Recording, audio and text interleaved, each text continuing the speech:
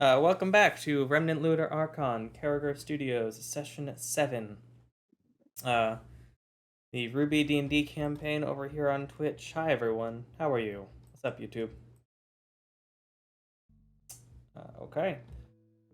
Who would like to give the recap?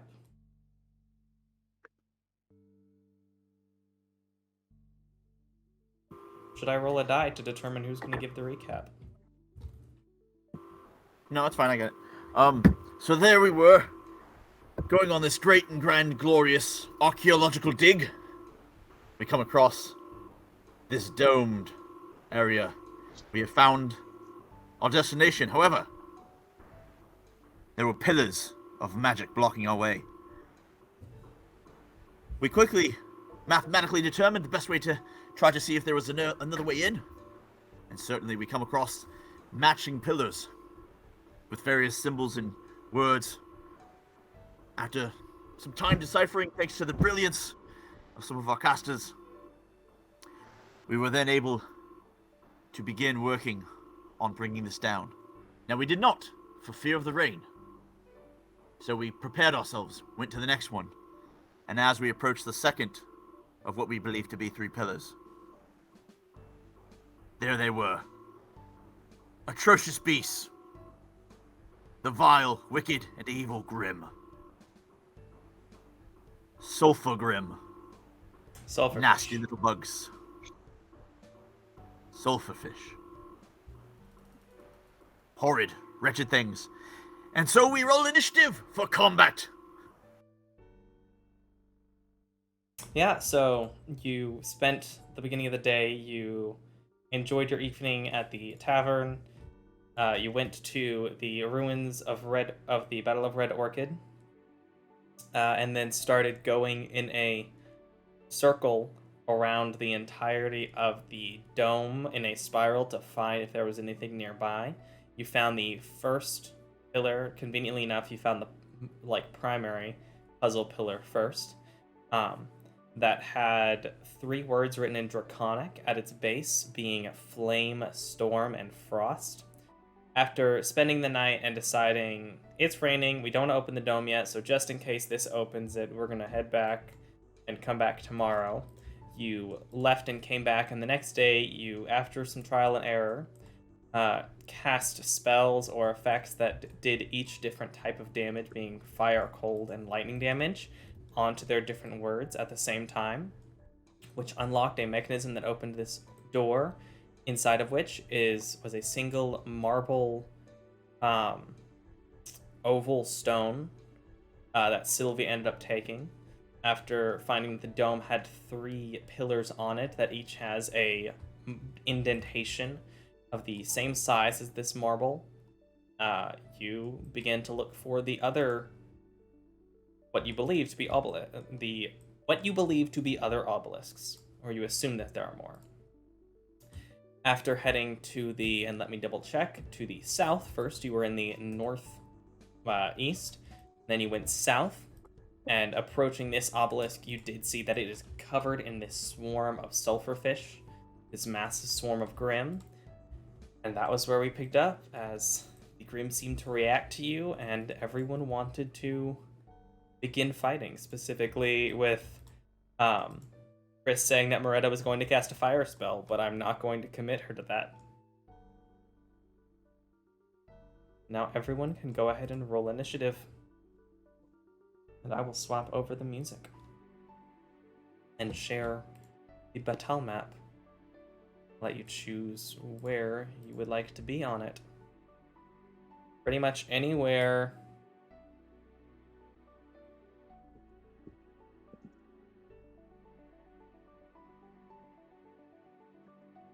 in this square is where you're allowed to be. The map does theoretically go off in infinite distance into the desert. Every direction. But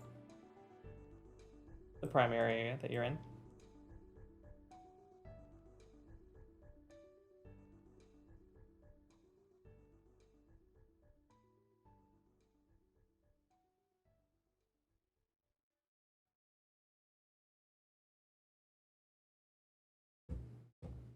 You know what's funny?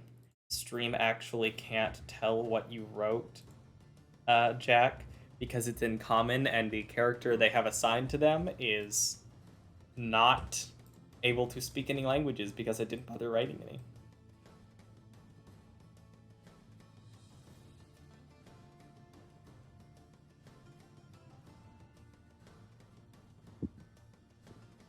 Wait. What do they see then? I can't Well, it's even not- tell. I'm looking on my phone. What do you mean? I'm confused.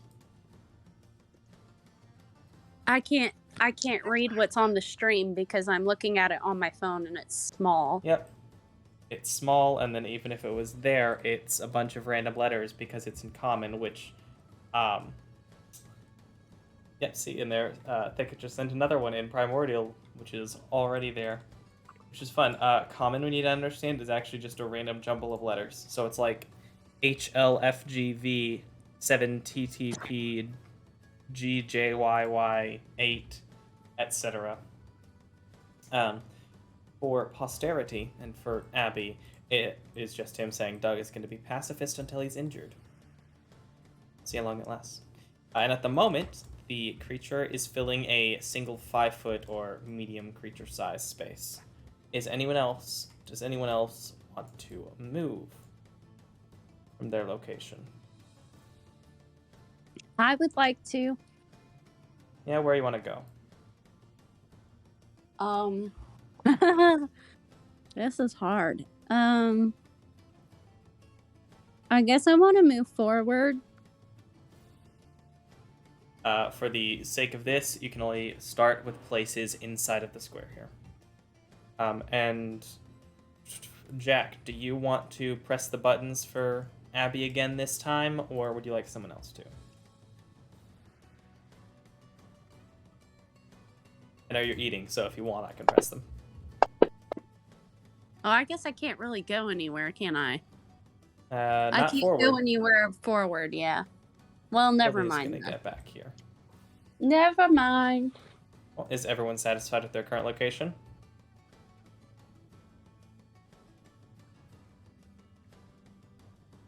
Yes.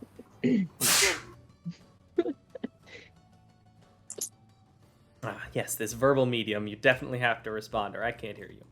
All right, it turns out the Grim is actually going to go first. Oh, no. As it looks over and sees you, it shifts, and as it leaves the obelisk, the creatures spread out and then begin to attach together, creating a serpentine form that actually is closer to what it looks like on the picture, as their size is going to temporarily increase. Oh, jeez. Make sure to do. That's also going to increase temporarily as long as they're in this form.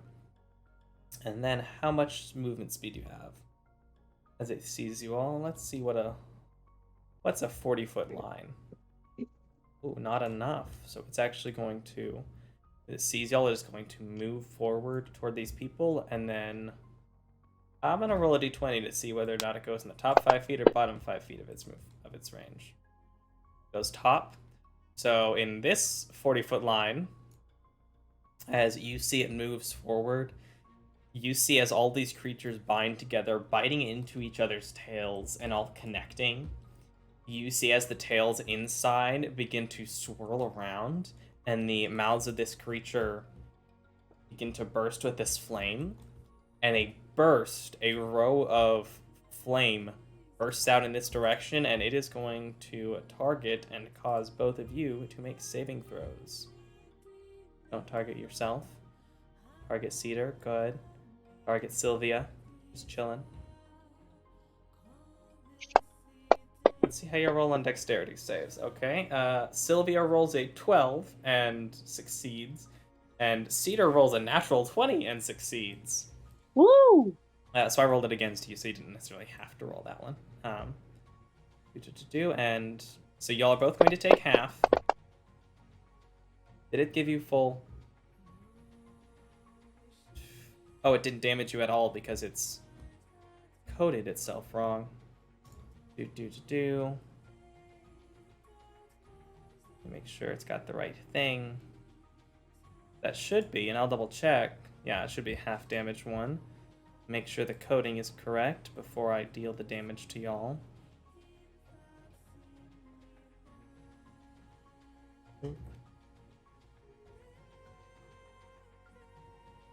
In order to make sure it procs. Yes, you do also, for anyone that wants it, that doesn't already have 3, you do get a hero point for the start of a session.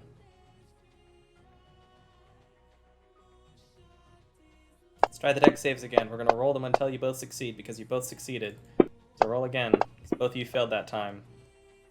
I said succeed. Stop failing. There you go. Good job. Proud of you. And fire damage. Oh, it rolled really low. You both take a total of 4 fire damage, as it rolled a total of 9. As this burst of flame travels out from the inside of this creature toward you both. And it looks around, but that is going to be its turn. Garan, what would you like to do?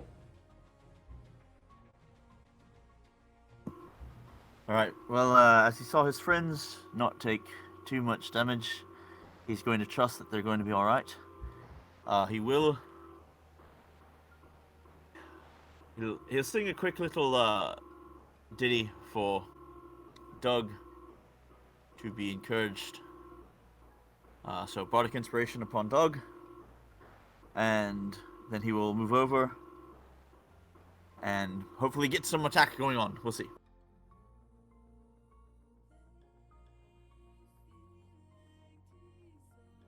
Alright, where would you like to move to? As you feel inspired by this quick song. Oh, I guess I should turn token lock on. You went 5, 10, 15, 20, 25, 30 feet with that one, I believe. Go from here to there, I believe, is 30 feet. Alright, you move up to this creature.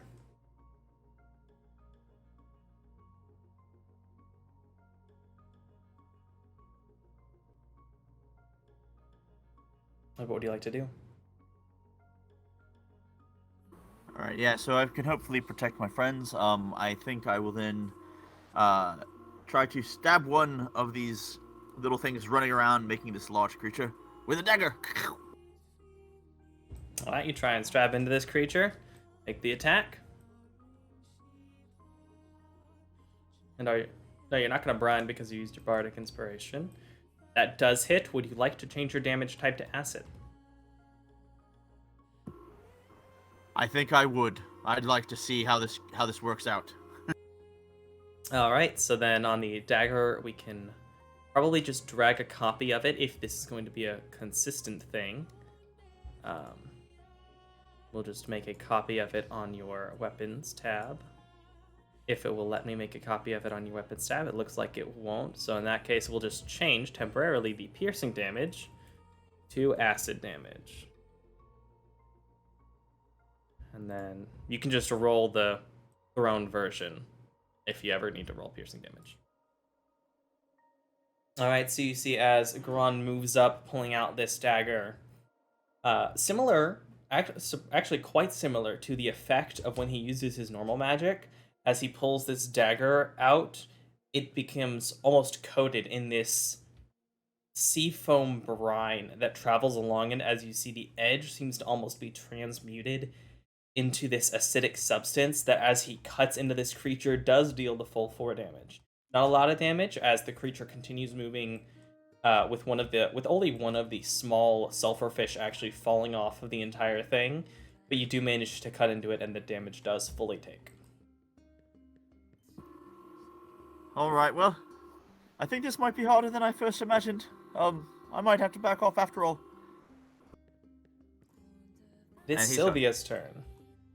I'm gonna let's roll a confidence check. Let's roll charisma to see how confident she is in y'all's abilities and whether or not she should pull the big guns right now. If she rolls a +10, she's confident and isn't gonna pull out the big guns. If she rolls less than a 10, she's not confident. She is surprisingly not confident. She is going to, let me see, I know they're cool, so I can just set it like this. She is going to move over there first. Actually, she's going to step right here and only have gone 15 feet.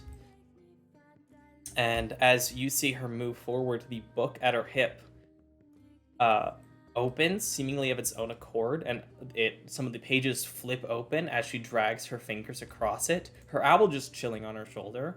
As she pulls her fingers up, you see a spark of electricity, and she points it toward the creature, and it's going to be making a dex save.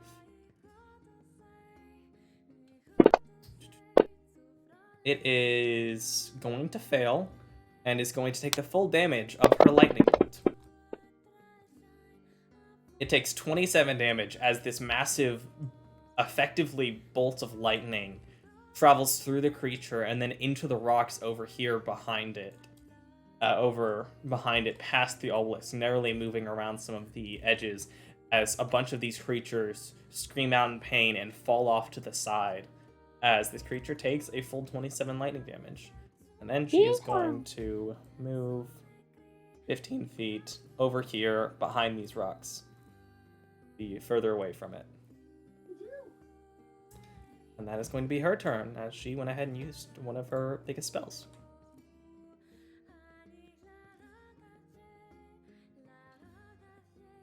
Next is Moretta. What would Moretta like to do? Learning for sure that your archaeologist friend is in fact a wizard.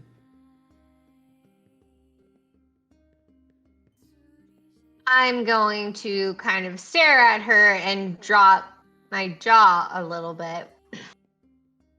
And then snap back and cast Mage Armor.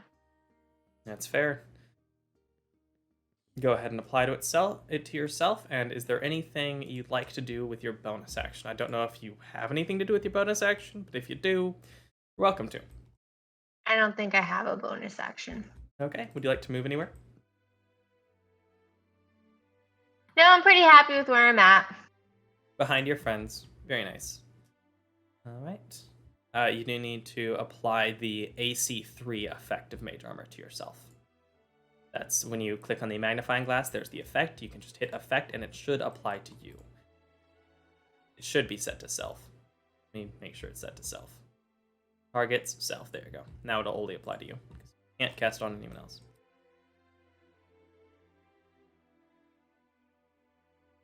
And then when you're done on the combat tracker, if you have it open, you should be able to hit next turn. There should be an option for next turn on there. And then it'll move it on to Cedar's turn. Oh boy. Moving on to using next turn would probably be or turn complete will probably be a good idea to help us not accidentally end your turn early. Where am I supposed to see this?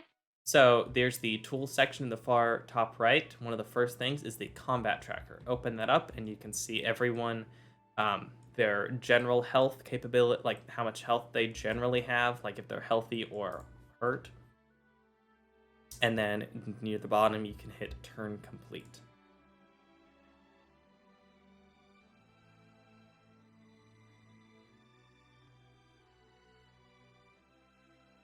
Very nice. Cedar, what would you like to do? I want to attack that thing. How would you like to attack it?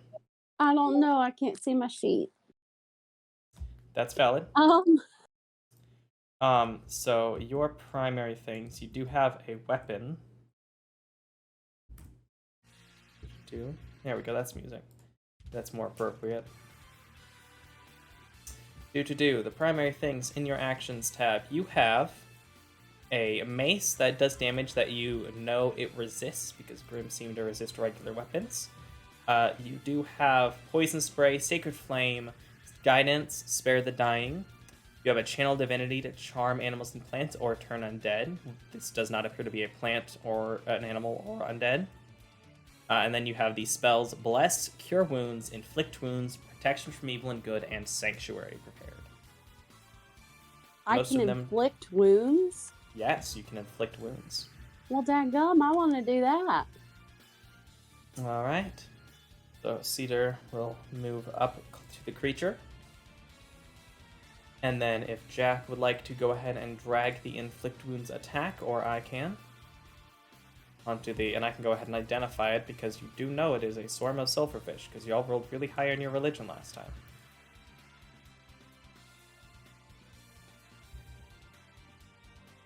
Okay, under inflict wounds, there's the magnifying glass. Open that and then drag the attack melee +5.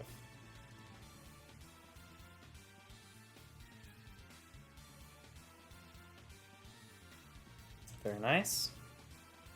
That hits. Do remember to drag it onto the creature so that it procs correctly for damage and stuff.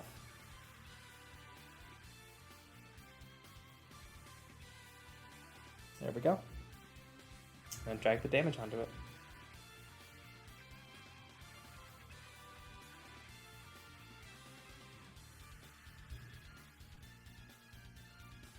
I finally figured out what Fantasy Grounds reminds me of. It reminds me of EMRs. I don't know what that means. Electronic medical records. Oh. As a nurse, I used to, everywhere I went had a different type of EMR. Like, they're really super handy, but you need like a tutorial before you do it. I feel like I needed a tutorial before I tried Fantasy Grounds because I feel like it's really cool. I just don't know how to use it. That's fair. I was kind of trying to teach y'all as we go, and you can always ask for help to learn specific stuff. Can you, Jack, drag the 3d10 necrotic damage onto the swarm so it takes the damage? You did hit with the attack, but you have to actually damage it. Here we go. So, unfortunately, as you come up and you infuse your mace with this necrotic burning energy, like an anti-life effect, the reverse of your cure wounds, you strike into it, and as this burst of necrotic energy pierces into it, it doesn't do as much as you'd hoped. It looked like there's something about the Grimm themselves, as their bodies seem to resist the damage. They resist damage? They resisted that damage. They resisted the necrotic. Wait, but I thought I got them. You did. You hit them, so you did half damage because they resisted it. So instead of taking 18 damage, they took 9. And they do look pretty hurt. It seems the lightning bolt did quite a bit, and a few of them do actually die and fall off of this creature. Yay! As it does, actually. Let me double check. It does automatically revert to its smaller form. It has taken more than half its hit points and damage. So I helped. You did. You did 9 damage. Wow. And now it is Thicket's turn. Okay. But unfortunately, as I just double-checked its thing, because I didn't catch it for Garand, I'm not going to roll it against him. Unless y'all decide you want me to. But, as you end your turn within 5 feet of this creature, the burning tails and cinders seem to actually send bits of flame off toward you, and you're gonna make a dex save. Which fail. So you take 8 fire damage as the bits of flame and cinders leap off of this creature and strike into you. Oh my. I feel like it's only fair, so I'll roll mine. Okay, I will roll it against you then. Oop. You rolled a 18. You take no damage. As Yay! you successfully manage to step out of the way as these cinders splash out toward you. I think that's a permanent thing. I'm sorry. I should have said something sooner. I apologize. Thicket. All right. I am going to cast Entangle. I'm going to aim for that top right corner to try and avoid Cedar and Garon. Let's see, what is the size range on Entangle? Is it a 15-foot cube? It is a 20-foot square. Okay, so you're doing it like this? Yes, like that. All right. You can go ahead and roll the save against it. How do I make sure that I'm targeting the thing? So you can make sure you're targeting it by, on the combat tracker, there is the little bullseye on your options for your character. That is your targets. You can I click don't that see to a look at your... bullseye.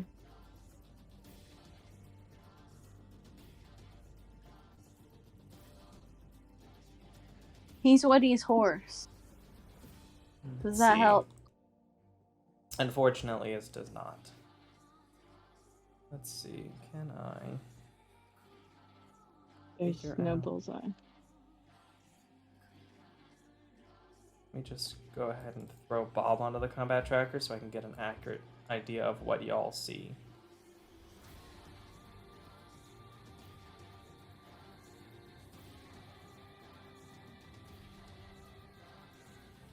Oh, Bob is on the combat tracker. What am I doing? I have to make him visible. Oh, hi, Bob. Let's see. Does making him friendly change his view? Interesting. Okay, so y'all don't get to see all the same things I do. Uh-huh.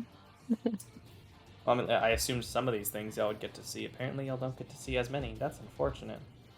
In that case...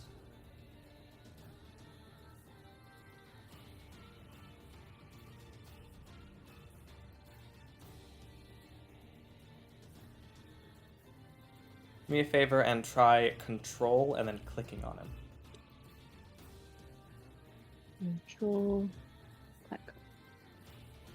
Okay. Okay, see, now There. you are targeting him. All right. Thought y'all could, because on my side there's a thing that I can drag onto the targets that I thought y'all could do too, and it's unfortunate that you can't. And then I do the And now to hide save. Bob again. Bob doesn't exist anymore. It unfortunately succeeds. Are there any effects of it even if they succeed? I think the area becomes entangled. For the duration, these plants turn the ground into difficult terrain. It is not restrained by it. All right. As these plants burst out of the ground and tend to and swarm around and toward it, these small individual creatures quickly climb over and manage to climb off of the Vines. and climb off of the vines. Yes. So the area is still difficult terrain, but it is not affecting the swarm. Well, the terrain might be, but the swarm is not restrained. Is there anything else you'd like to do? As these vines sprout in the desert, which seem to almost be cactus-like, but unfortunately aren't sharp enough to do proper damage.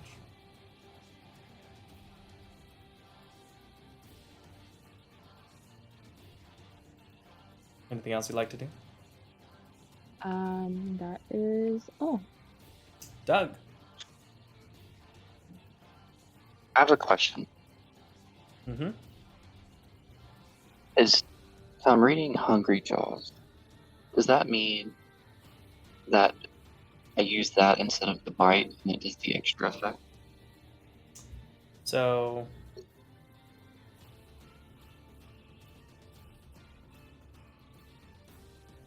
basically, yes. You get to use your bite as an attack, but whenever you use Hungry Jaws for that, I think it's one time per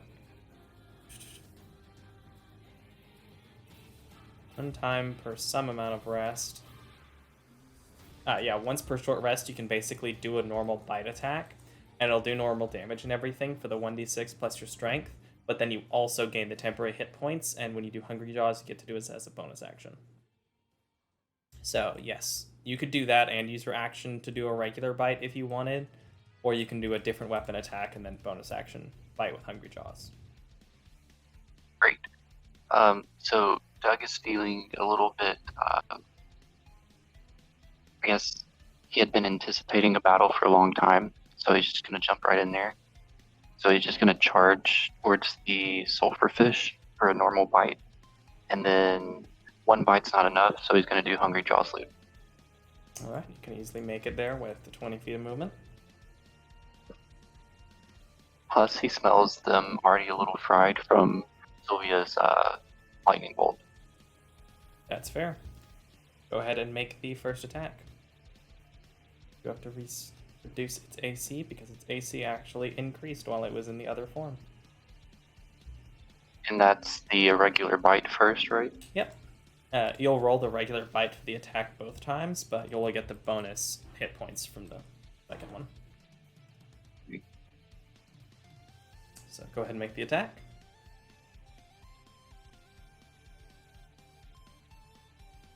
Regular one first. Unfortunately, that one misses as he tries to bite toward it. He actually bites onto the back of one of these creatures, where its bony carapace is, and as he bites into it and then throws it off to the side, it quickly gets up and then scampers back into the swarm. And how does it look when he does this? How does what look? Does his teeth elongate? He opens his mouth to reveal them to be sharp as he goes into this frenzied bite. You know how Brock looked in Mortal Kombat? No. So his teeth become needle-like, extremely long and sharp. Mm-hmm. And he clamps down onto the creature. Correct. All right. And then go ahead and Hey, make the second attack. Yes? Well, I did inspire him if he wants to use his D6 on that. Sure. You can use the d6 on the bite attack, because I think you can use it afterward, after you roll. Oh yeah, I meant to say I was going to use a hero point, but I'll use the hero point on the Second one. on the Hungry Jaws. Okay. So are you going to Bardic Inspiration the first one? The regular attack? Yeah. Okay, go ahead and roll it. That was just a regular D6. It's on your sheet. It should be your strength in addition to the d6, so it's 1d6 plus 3. You'll drag that 1d6 plus 3 piercing. You'll drag that onto the creature. Well, it's the D6 for the Bardic Inspiration, yeah. Oh, yeah, my bad. Well, the 13, we'll just use the same d6 both times, I guess. I forgot that he had to roll the d6. Do you want to roll that d6 as well? For the Bardic Inspiration, because I forgot to have you roll that one. I guess I just assumed it would hit. I'll just use the same for the first one. Okay, so that 3, bring it to a total of 13. Does a 13 hit? A 13 does not hit. Unfortunately, it does not take that 3 damage as you bite into it. The attack does fail to properly connect. And if you want to do the hero point for the second attack. Yeah, so I just rolled the other bite action and then just add the 3 to the piercing. No, you would roll for the hero point, you would roll the d4, and then that will be added to the attack roll. Oop. So, nice, a 4, so you'll drag that into your modifier window. And then I'm not you'll sure roll why the I attack. did it to Cedar. Because who you say it as is in like the text thing to the left, the speaker identity. Don't worry about that, it doesn't matter. Wait, so I... Oh, it doesn't. had that Y'all don't in- have multiple speaker identities. I don't know why it does that. Wait, so then I just do bite again, correct?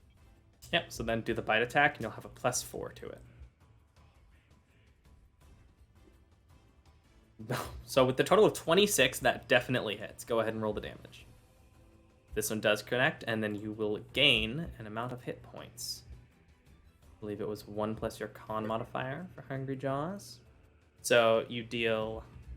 That wasn't rolled onto him, but I'll go ahead and drag it on. It did partially resist it, as it seems, despite how vicious your bite is, it does resist it like they seem to resist some other normal weapon damage. As you try and bite into it, it doesn't pierce quite through the hide as much as you'd want it, but you do manage to draw some blood. And you do feel that vicious feeding inside of you. As you gain a number of temporary hit points equal to your con modifier, which is 1. So you get 1 temporary hit point. That's so much. Yeah, man. Just such a great thing to have for free. So I'll throw that on to you. 1 temporary hit point. And you can use that once per short rest. It's great because it's a thing you can use as a bonus action. Alright, and then Bob is dead. Fuel is not here. The Swarm of Sulfurfish does not get back its Flame Torrent, but it also couldn't use it anyway. It is going to make 2 Fire Lash attacks. As with it becoming smaller, as more individual Sulfurfish are flying off of it and being burned from the attacks, you do see sitting, like, flowing inside of this swarm is that marble. Oh, wait, can I also move back 10 feet since I only moved up 20? You can. It will make a opportunity attack against you. Okay. So, would you rather make the save or let it make an attack against you? No, because I'll use my whip that can go 10 feet anyway.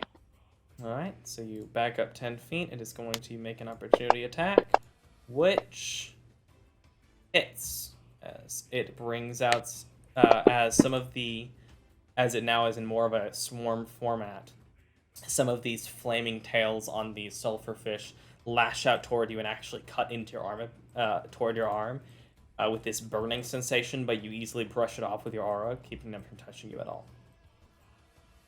But dealing fire damage. Total of 6 past your temporary hit points. Okay, and then for its turn, it is going to make 2 Fire Lash attacks. I'm going to roll a d6 to see which of you it attacks. 4 or higher, it's Cedar. 3 or below. Alright, it's Cedar. First Bad Fire job. Lash attack. You have a higher AC. So the first one, you bring up your shield and easily you can hear the wood on your shield burning as these flaming tails that seem to almost have these hooks into them stretch out and stab toward you. The second one is going to also miss as the second set of these flaming hooks flare out, but you easily knock them away with your mace, being unaffected Yay. by them. Garand.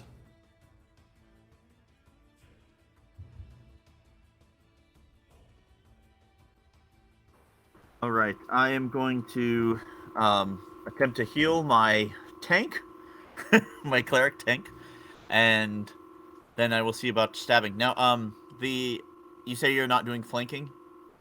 Yes, I do not do normal flanking rolls. Okay. So you will not have advantage. Okay. Because I was like, I can still move over one and then have the diagonal, and not be in the vines. But Yeah. all right. So But you still couldn't flank anyway because of the rules. Oddly enough, even if I did use flanking rules, this is one of the creatures that I would not count that for because it is a conglomeration of smaller creatures. Yeah, Even I if I can didn't see it with do it. like swarms being immune to flank or something. I can see Yeah. that. All right. Attempt to heal. I believe in you. Which healer are you using? Healing Light or Cure Wounds? Or Healing Word? Healing Light, okay. Yeah, healing light. I want to save my spells for like the last sort of thing. So. Fair. Gotta save them for that boss fight, right? If this isn't the boss, definitely.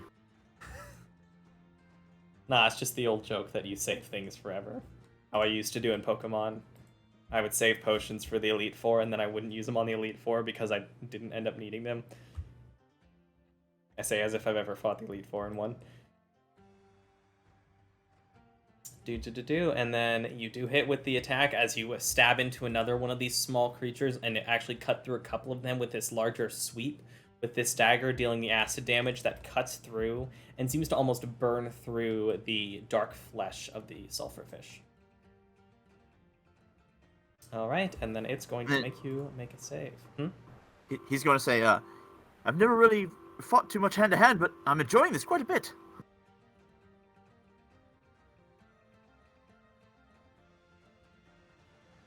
You go, Garand, Sylvia says over there. I don't know why I rolled damage against you. You saved. So I'm going to undo the 9 damage, because you don't need to have the 9 damage. Took no damage. Good on you. Sylvia. Great job, Garand. You're doing great. Huh. She is going to... So casting Identify won't help here. So she's not going to do that. Ray of Frost. She drags her hand across the pages again and releases this bolt of cold energy that flies toward the creature. But as it shifts, the sulfurfish actually seem to like move part out of the way, and the beam of ice crashes into the ground before they then cover back over that position. That was unfortunate. Bernardo, do you mind? And what is Bernardo? So Bernardo is a flying thing, and I don't need to measure that. How far can Bernardo go? Can go far enough as... Let me see if I can find an owl token.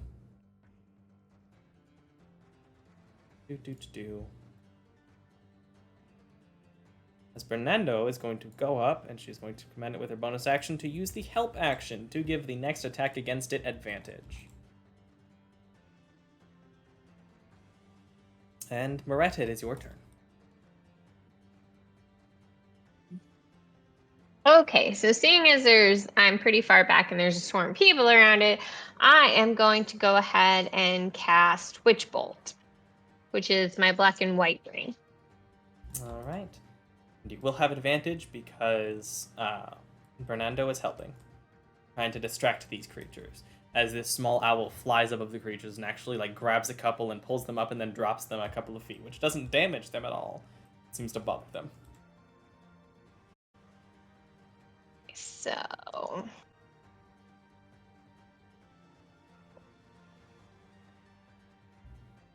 come on. I want to. There we go. Okay, attack. And do click the advantage button, or you can roll twice. Okay, so go ahead and roll again, just to make sure you get the advantage. But typically, in the bottom left, there is a advantage, disadvantage, and then +2s and +5s, because those are the most common things that show up that can be added or clicked on to cause the effects. All right, that does hit. Go ahead and roll the damage. And add the concentration effect to yourself. Well, that did not go as You know, I would have liked. Damage is damage, as Moretta, as this black and white ring courses off this lightning that actually splits into two parts that travel around Doug and then meet back on the other side of him, crackling around him as they move forward, seeming to avoid him. Strike into a couple of these creatures and actually spread from individual creatures across this swarm. I'm not doing a ton of damage right now, but it does seem to be consistently affecting them. Alright. Cedar. Oh my. Oh, you're indeed. What can I do to cure myself? Cure wounds, actually. Well, let's do that. You currently have 15 out of 22 hit points, so you can use a spell slot to cure wounds on yourself to heal 1d8 plus 3 hit points if you'd like. So you want to do that? Wait, what? It heals 1d8 plus 3, and you have 15 out of 22 health. Oh, never mind. I've got time. Yeah. You were actually healed by Garand a moment ago. Oh, thanks. I guess I spaced out for that. Sorry. That's okay. I didn't describe it or RP it. That's my fault too. That's okay. Things happen. We're all friends here. I'm trying to think. Let me look and see where. Well, tell me what your goal is, and I'll tell you what the main options are for what you can do. Just what in general would you like to try and do? What's your goal?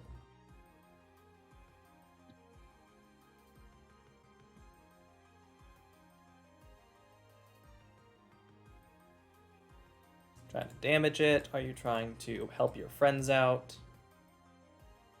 Damage the thingy. Okay, if you're trying to damage it, your main options are your weapons, which you know don't do as much damage, it seems. It seems these non-magical, non-efficient weapons don't fully damage these creatures. You also have, as damage options, there's Inflict Wounds, which you also know it resists. You have Poison Spray, which does poison damage. And then Sacred Flame, which does radiant damage. Let's try the poison spray. Alright, it has a fairly low range anyway, but you are right there. As you point toward it, it is going to make a con save. And you can go ahead and drag the, under the magnifying glass, the save con DC 13, drag that onto the Swarmer Sulfurfish. The action tab? Hmm? That's in the actions tab. Yes, in the actions tab, where poison spray is, there's the magnifying glass on the right, and that's what opens it into the attacks and damage effects. So you'll actually need to drag that DC onto it. It failed, so go ahead and drag the 1d12 poison damage as well.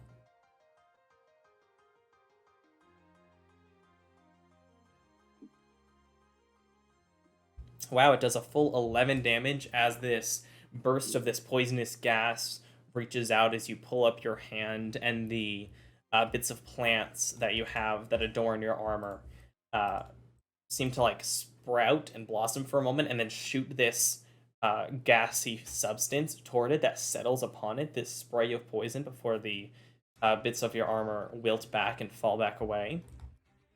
As it lands on this creature, or on these various creatures, you see quite a few of these sulfur fish actually do react negatively, almost screaming in a weird way for a moment, or like almost growling, before then turning upside down and their legs going together, almost like spiders, before they turn to ash that floats away in the wind.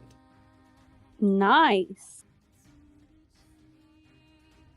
All right, Thicket. Before that, let's make the Burning Body save.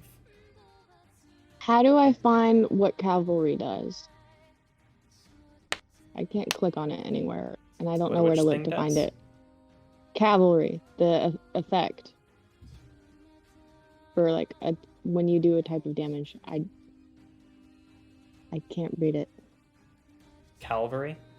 Yes. Okay, so is it not? Is the feat cavalry not showing up when you click on the scimitar? Spelled it wrong. That's okay. So there it is. Specifically, a cavalry Thank you. is well suited to combat on the move. If you damage a creature with a cavalry weapon after moving at least 20 feet straight toward the target while mounted, you deal an extra 1d6 damage. Okay. It is mount specific. Okay. Thank you. You're good. Questions are great. We love questions. Let's see here.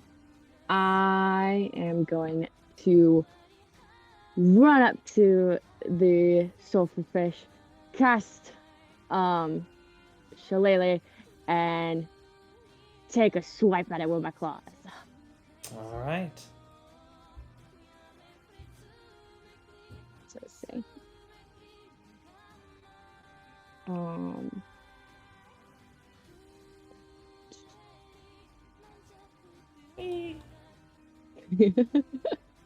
So I like to see it move. Okay, and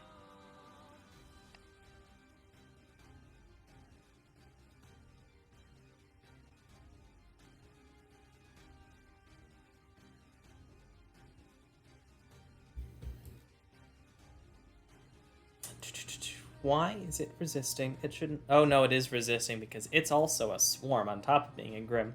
So as you cut into it with your cat's claws, despite the fact that your weapon is magical, because there are so many different sulfurfish, you can only hit a couple of them at most at a time, so you don't get quite as much as the effect as you wanted, but you still deal a total of 6 damage to it as you cut into it. well, Clawing through these different fish, tossing them into the air where they turn to ash and float away. all right. That is all. Doug.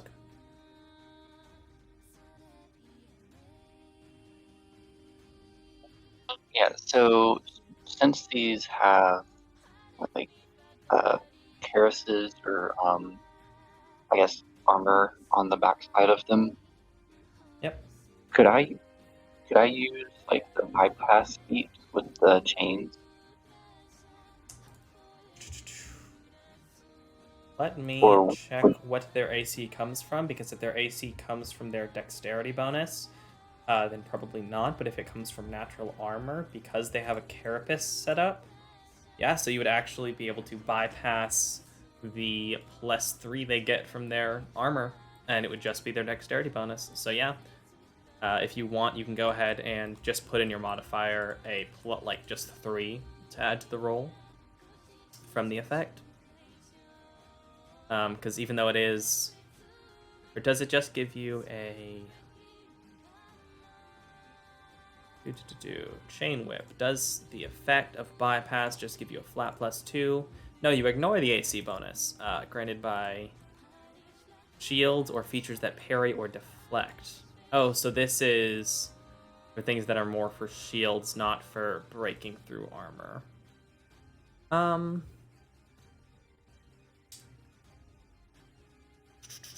Make a...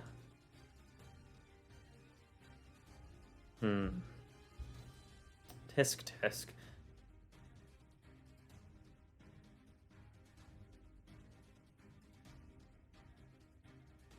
Make a dexterity check, and if you roll a 12 or higher, then I'll say you're able to manipulate the weapon in such a way in order to get a +2 bonus on the attack.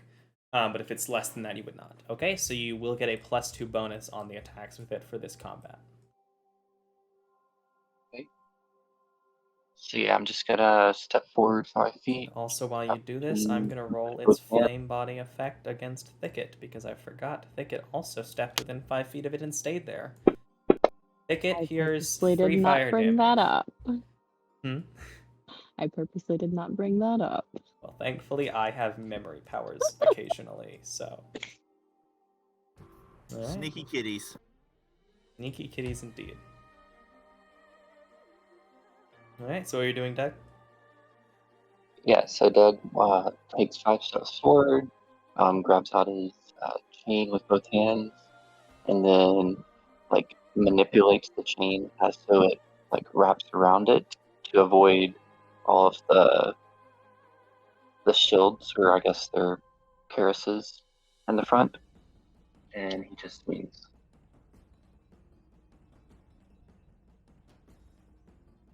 Alright, make the attack.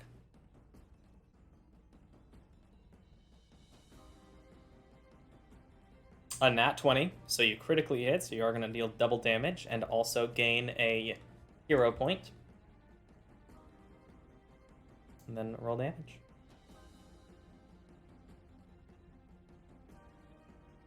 It should auto-calculate the critical hit as you drag it onto it.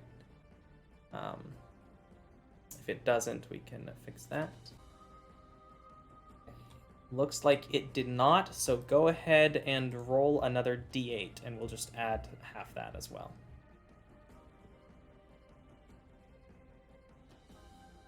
Oh. Weird. So that time it worked. So the extra d8 was 5, so we'll take an extra 2 damage.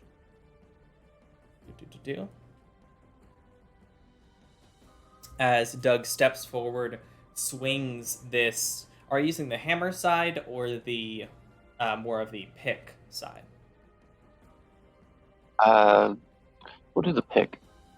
Alright, as he swings this chain around that you haven't seen him use before, he swings it backwards and then over y'all's heads, coming down at an angle as it cuts into one of the creatures, barely moving around the edge of its carapace as he whips it around a couple of times, cutting through multiple different sulfurfish before pulling it back toward himself and actually sending multiple of them flying out from the storm, turning to ash in front of him as he catches the chain in his right hand, slashing through these creatures in a flurry of metal and blade.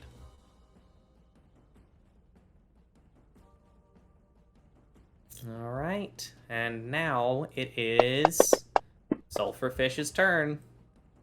They have no sense of self-preservation, so it's gonna make some attacks. and I'm gonna roll a d6.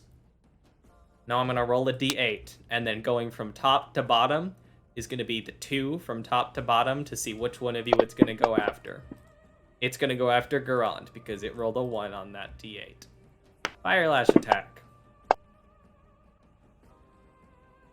That's a miss. As this first one comes toward you, you actually pull up with your acidic dagger and actually cut through the tails that slash out toward you. And the second Fire Lash.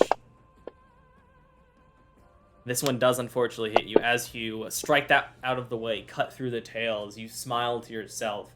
But then another series of tails slash out toward you, and you narrowly deflect them using your aura, pulling it up as these barbed tails cut into your aura in front of you. Or falling back. Alright, that is its turn. It is going to move forward into this space. Get closer. You duck. Garand. Ah, foul creatures, you shall fall! How dare you try to hurt my friends or myself?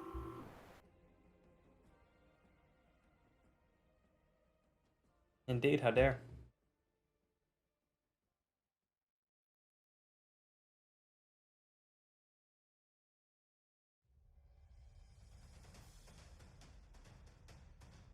Unfortunately, as you step over and try and pull this, and pull out your dagger and go for another cut into it, some of the creatures narrowly move out of the way, and the dagger cuts into the sand, burning some of it with the acidic energy, but completely missing the creatures themselves. And it takes you a moment to then pull and almost dig out the dagger from the sand.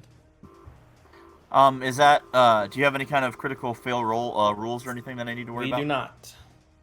Okay, then I will take my offhand dagger and do the, offhand attack. It'll be -2 damage. So let me, because you will not have the damage bonus. So one thing you can actually do is you can, where it has your dagger, RW, click the primary hand and mark it as O, so off, to make it offhand, and then it'll automatically change the damage. And then you can click the hand to get it back to one-handed, or primary hand. So unfortunately you do miss, but for the future you'll be able to do that. As you try, again, pulling the dagger out, you swiftly move and try and cut into it again, but unfortunately with how few there are left and how quick they seem to be, you have a hard time cutting into it. As there are not very many of them left. Truly, this is disgusting, despicable villains. Alright, you staying there? Yeah, I mean, he's not gonna provoke, so... Okay. You fail your saving throw and take 3 fire damage as these little bursts and cracks of flame and embers flick out toward you.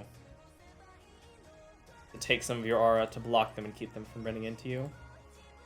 Sylvia doesn't have quite a clear shot. She will step over to here to get a good diagonal shot, and she is going to Ray of Frost. Unfortunately missing as she blasts it up again, but tries to avoid all of you. Sorry about that. Good luck whoever's next. Well, not whoever's next, because there y'all aren't in a row. But we're doing great. Looks hurt. I don't know why my voice is weird for this one. Not how she normally is. And then Bernardo is going to provoke it again and bother them. Beretta, you have Witch Bolt going. Alright, it's still going. Which means if you want, you can just roll damage. You don't even have to make the attack. Oh yeah, I forgot about that. No, I just rolled damage. You rolled it. Great job.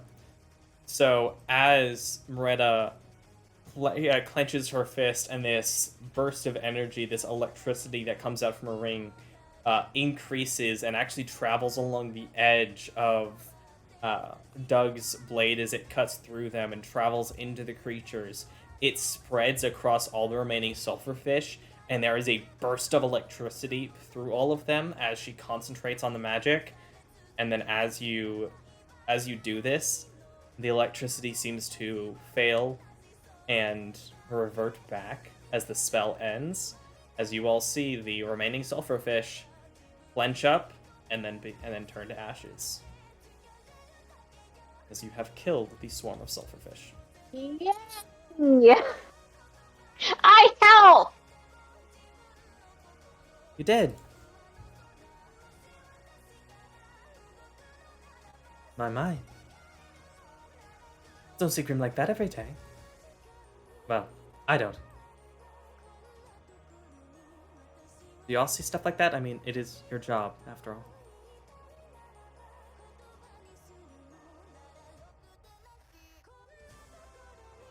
Hello?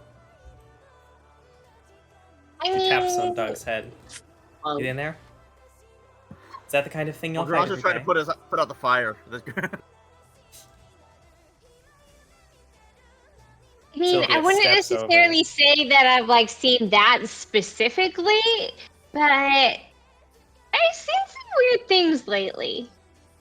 That's fair. And Sylvia steps over and then uses her just a very, very lightened version of Ray of Frost and cools down your arm where the flames had gotten toward you.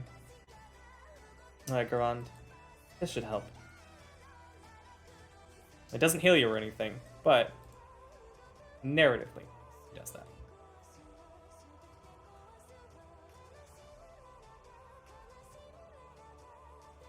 Pain control. She picks up the marble and puts it into her bag with the other one. Well, that one was certainly less complicated. As you will start going over and looking at the obelisk.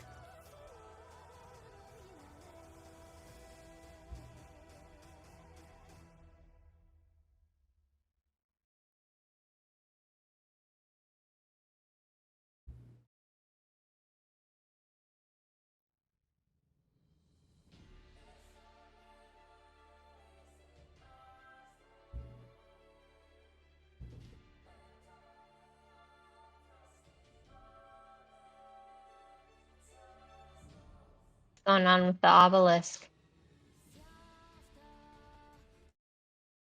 As you all move to follow her over. Looking at the obelisk, it does appear to be pretty much the same as the other one.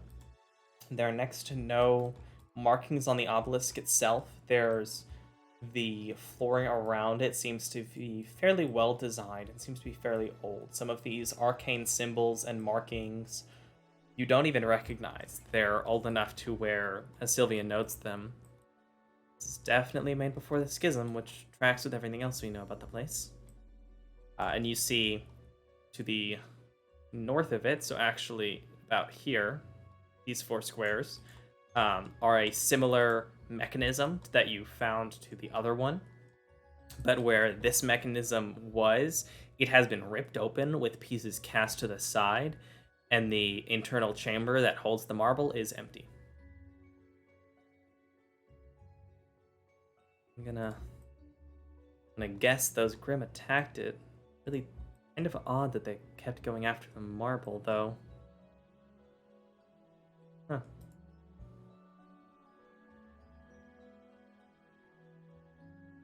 What do y'all think?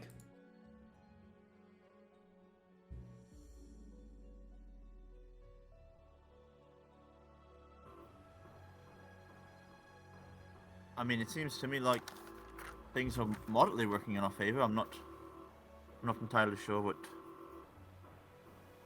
how each plays together. That's fair.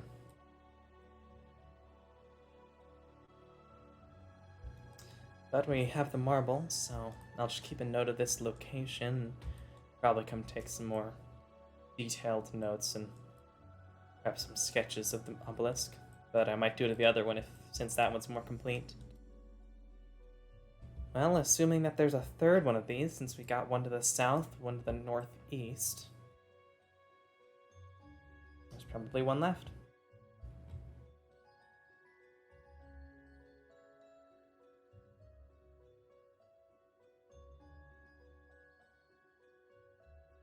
Did this one have any like elemental markings on it or anything? So, looking, you do see it had the same type of door with elemental markings, right about here. that had been broken apart. That looking through some of the pieces, you do read the word for flame and broken pieces of the word storm, but it appears that it had been ripped apart. That the stone itself had been broken. Some of the rubble actually falling into the small containment where the marble was held. Interesting.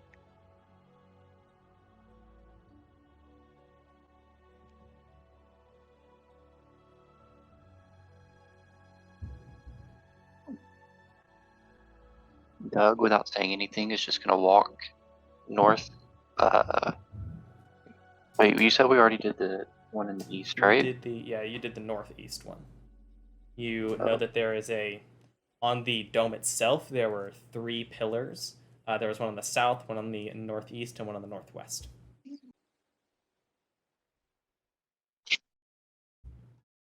Doug's just going to assume that there's more to be done, so he just heads to the northeast one.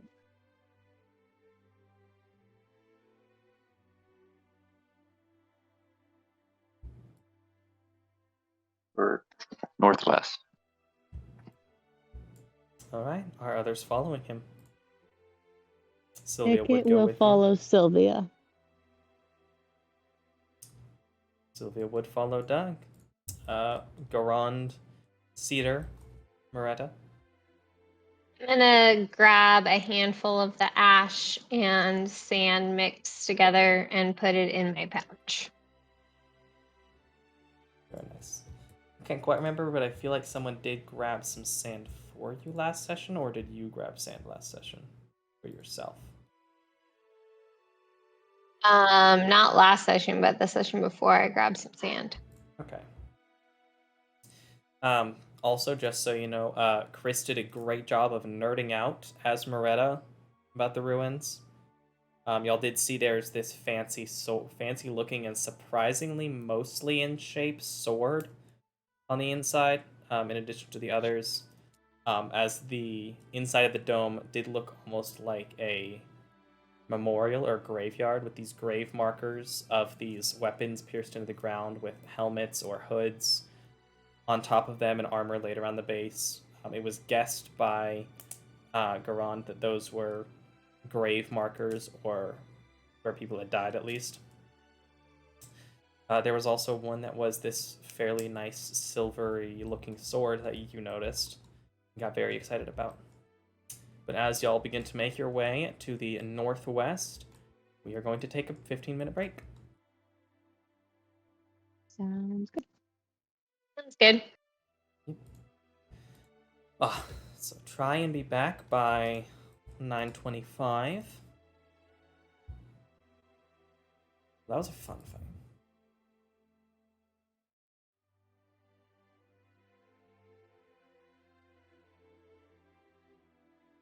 I wonder if I should be disappointed in the Grim for not giving you a harder time. But it's okay. It's not the Grim's fault. You can blame it on Sylvia. It's true, I could blame it on Sylvia. She did cast a 3rd level spell against it. Gosh dang But it, then Sylvia. she's kind of useless after that. That's true. She did miss every shot she took except for the lightning bolt.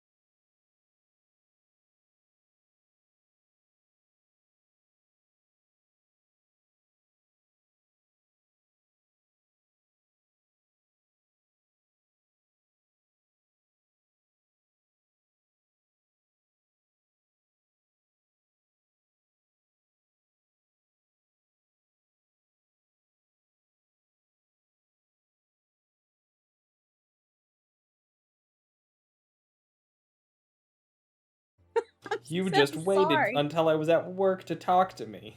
I know. It's like, I just haven't had a second. I'm so sorry. Like, I've been so busy. In his defense, Abby is really sensitive. So, every once in a while, if I just don't respond, he's like, Abby's mad and Kirk is correct. Oof. But then I realize I'm just being really sensitive and over emotional, and we get over it. That's good. Getting over it's nice. Yeah. Except for the game getting over it, which is awful. Wait, what? Except for the game getting over it, which is awful. What? I don't know. I that don't game. know what that game is. I don't understand the full concept. But you climb a mountain using a sledgehammer as a guy inside of a pot. That game. I didn't know that's what it was called. Yeah, it's called Getting Over It. The one that keeps going on forever. I don't know if it goes on forever. I feel like there is an official I think you end, do but get. then You can get to the end. but I don't know if it's one of those games where there's an official end, but you can also go further than that, or if it's one of those games that actually has an end. It's just really hard to get to. So for most people, they never get there.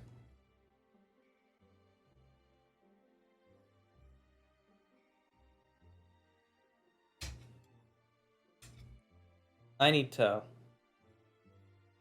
find a reason for one of the characters that I've brought in to actually use their semblance, because multiple people y'all have met have semblances and haven't used them What is because they haven't needed to. So I was gonna send a video in the chat, but I haven't. I'm gonna look up a YouTube video right now of explaining semblances in RWBY. They're basically, in the world of RWBY, semblances are special powers that are powered by aura, by the spiritual energy that everyone has, that every living creature has. And they're special little abilities that are basically, tiny little superpowers in the world of RWBY, because they wanted to be able to have little superpowers that do whatever they need them to do at any given time. And their justification was semblance. And so for this game, everyone will be able to unlock, because in RWBY you can unlock semblances as you get more powerful. Everyone will be able to unlock semblances over the next couple of levels, which are special little abilities that you have that can really be anything. So any idea you end up having, even if it's as simple as I want to shoot fire from my hands, or as complicated as I want to temporarily change something with how I interact with time, Ooh. we can figure out a way to work it into D&D and make it balanced. Because in RWBY it can technically be anything, so in this it can technically be anything. It is powered by hit dice though, which is the same thing that heals you over short rests. That's also why for this campaign, I'm having it where I'll get full hit dice back on short rests. So you can do more in a day, and I'm sorry, not full hit dice back on a short rest, full hit dice back on a long rest. So you can do more in a day than you might be able to otherwise. Nice.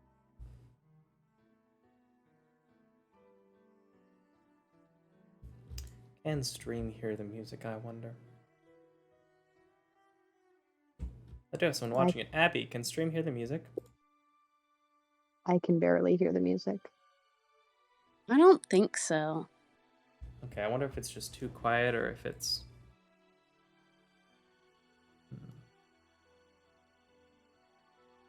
I'm just going to turn jockey music up a little bit then for now.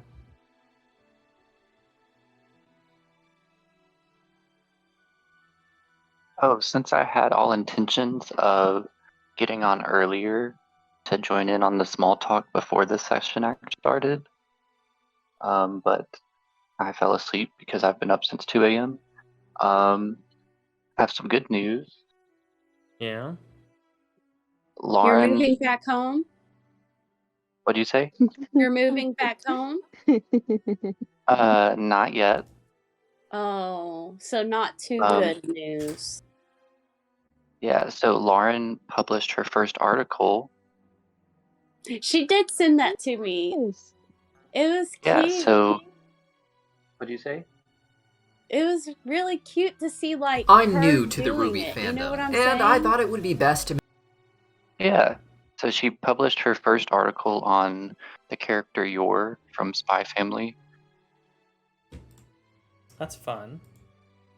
I need to watch that So show. I've now only heard she good things. is a writer for this comic book / anime company.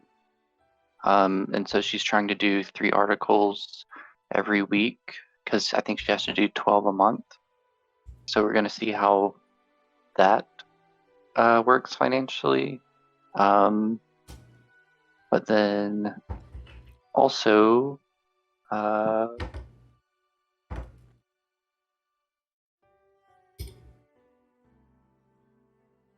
actually, I don't think that's been determined yet, so I'm going to wait on that one. Congrats to her. That's awesome.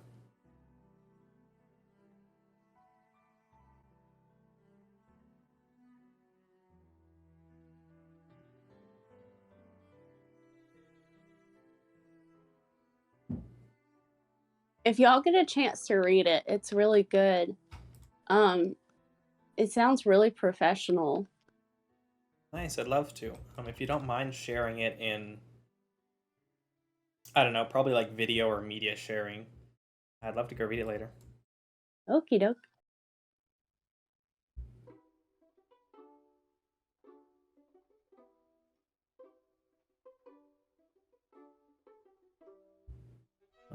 In case y'all didn't know, we do still record during the breaks. In case y'all accidentally said anything, did anyone say anything I should edit out later? No? Cool. Oh. Nice, I love that. That's great. I love not having to edit. It's not even editing that's hard. Like, when I didn't realize it until the other day, a couple weeks ago, a month and a half ago now. Kudos to us for lasting that long. Some campaigns end before session 7 and we're still going. For that session where I actually had to edit out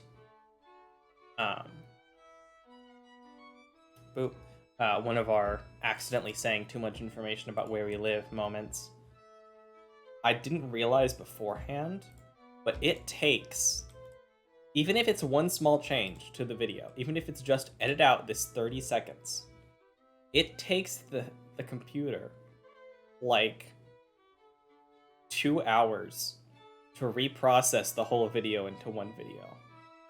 I'm like, why? Why do you have to double check the entire video for one change? What program?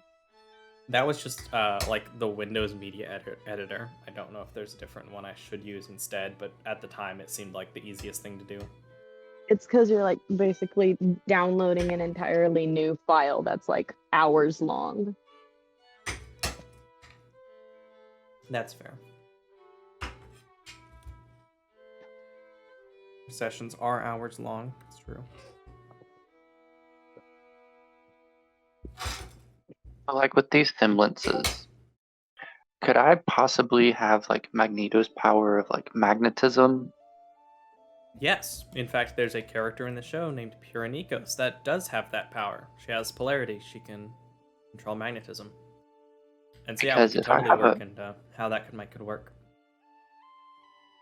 And you will unlock the semblance basically in stages where most semblances are going to have 3 main D&D abilities or 3 different levels that you can use each level as you go, but then it might get stronger or have a new use as you level up. But continue. Because I was thinking, if I could be 10 feet in the air above any like thing, then I could just move around freely without any recoil damage, right? Without any attacks of opportunity, yeah. That'd also be a good reason to be like, hey Moretta, can you take fly when we get to the when you learn how to do that? Take fly. Cast fly on me, Moretta. That's a valid option too. But yeah, totally having, or even just like levitation as a semblance could totally just be the whole semblance if you wanted, or it could be magnetism and then utilizing that on like specially made clothing with metal in it in order to levitate yourself as one of the abilities. Totally. What about blood bending? Since there's iron. That would definitely be a high level ability. One that you'd unlock later, probably at like level 12. But it'd probably be a expend HD to deal necrotic damage as you try and pull blood out of someone. Or since it's magnetism, my chains are metal, so could I be further than 10 feet? Theoretically, that could be a potential use to increase the range of your weapons, or be able to say one potential use could be you expend an HD, and then for the rest of the turn, or for a minute, or whatever else we decide, you can make weapon attacks at a range of 30 feet as you control the weapon. Well, you can make weapon attacks with metal weapons at a range of 30 feet, as if they were in melee. And so then with any of your weapons, you basically just get to control them as they fly around, as you make attacks with them from further away, as if you were in a melee attack with them. That'd be the kind of thing it is. I don't know if that's necessarily how it would end up being balanced, but that might be how it could work.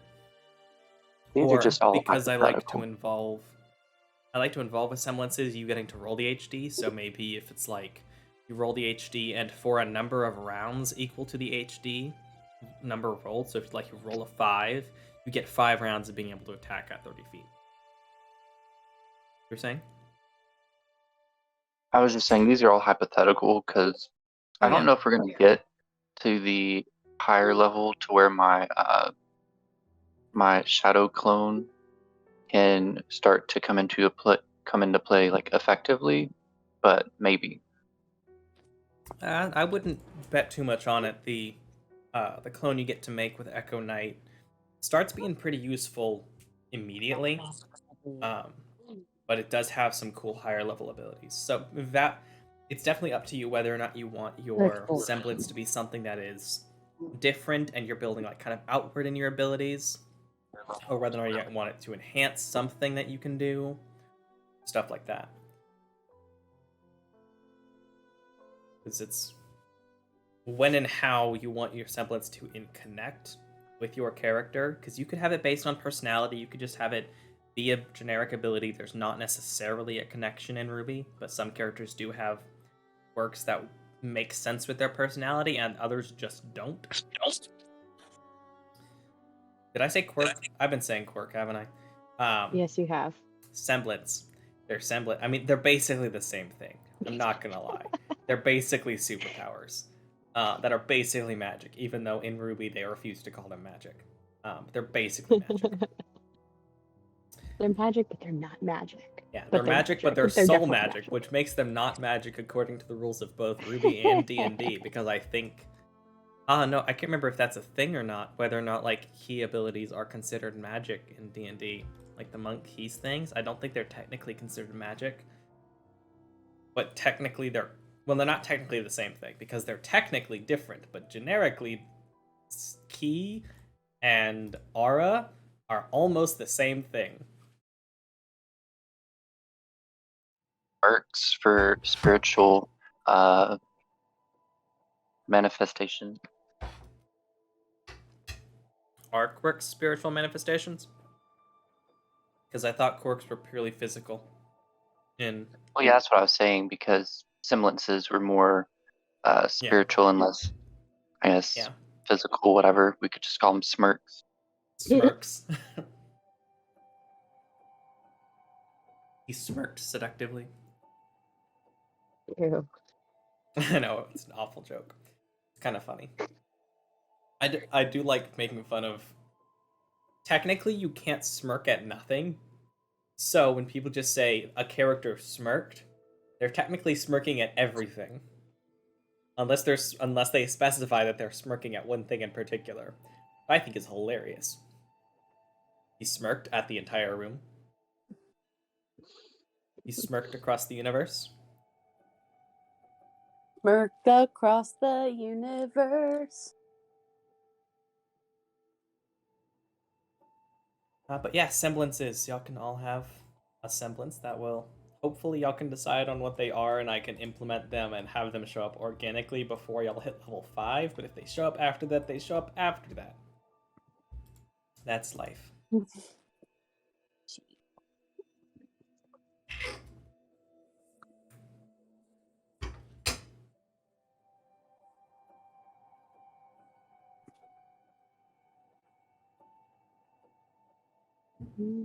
Okay. Is everyone here? Is anyone not here? I am not here. I'm joking. Not sure how to answer that. Howdy. Okay. Jack is here and Abby's here, right? Yep. Cool. So we're all here. Back to gameplay, I suppose. It is 9:30. All right, you all begin to make your way up toward the Making my dome. way. Uptown, walking fast, domes pass as I go by. Y'all are too young for that. Who are you kidding? What are you talking about? We're not too young for that. That is an ageless that- song. That was like me in elementary school, okay? It never dies. It's a It classic. never It's a will. very popular song. Sure. It's like How not has it knowing lasted Bohemian this Rhapsody. long? It is endless. It will never go away. The fact that it's still relevant as a meme at this point is kind of absurd. It has almost as much staying power. Well, actually, I guess it has currently equal staying power to Never Gonna Give You Up. Like, I hope that dies. I hope it never dies. As long as I live, it will never die. I will always make Never Gonna Give You Up references. But yes, Like as vivid you move, memories of singing that song at like Christian camp. it's great. It's so funny. Like, Rick Astley is surprisingly good as a singer, even outside of that song. I've listened to a couple of his other songs, and they're actually pretty good.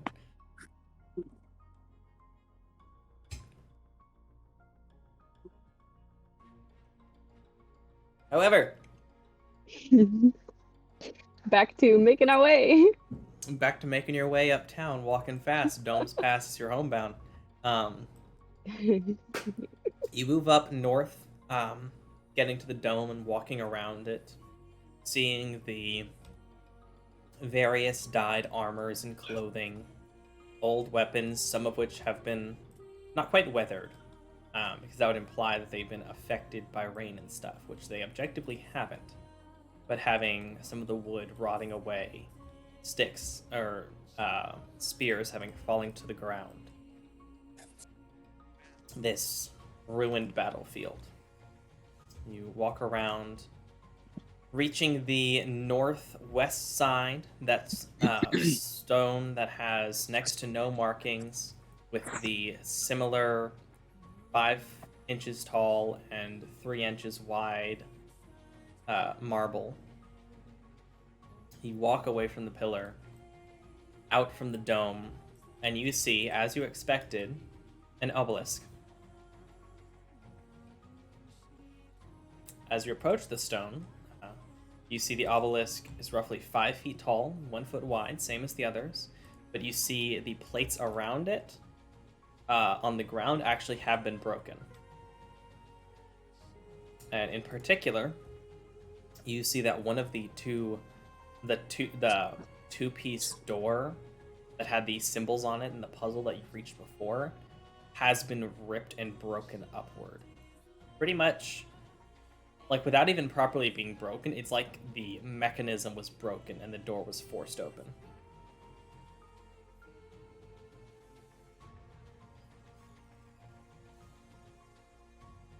Can I touch the obelisk? You touch the obelisk. It appears to be a fairly dark-colored granite obelisk. That's it. Touch it and nothing happens. It Okay. has some old arcane writings but nothing that you would be able to make out into any sort of language. Does it have those elemental symbols on it? The broken door does have those same elemental symbols on it.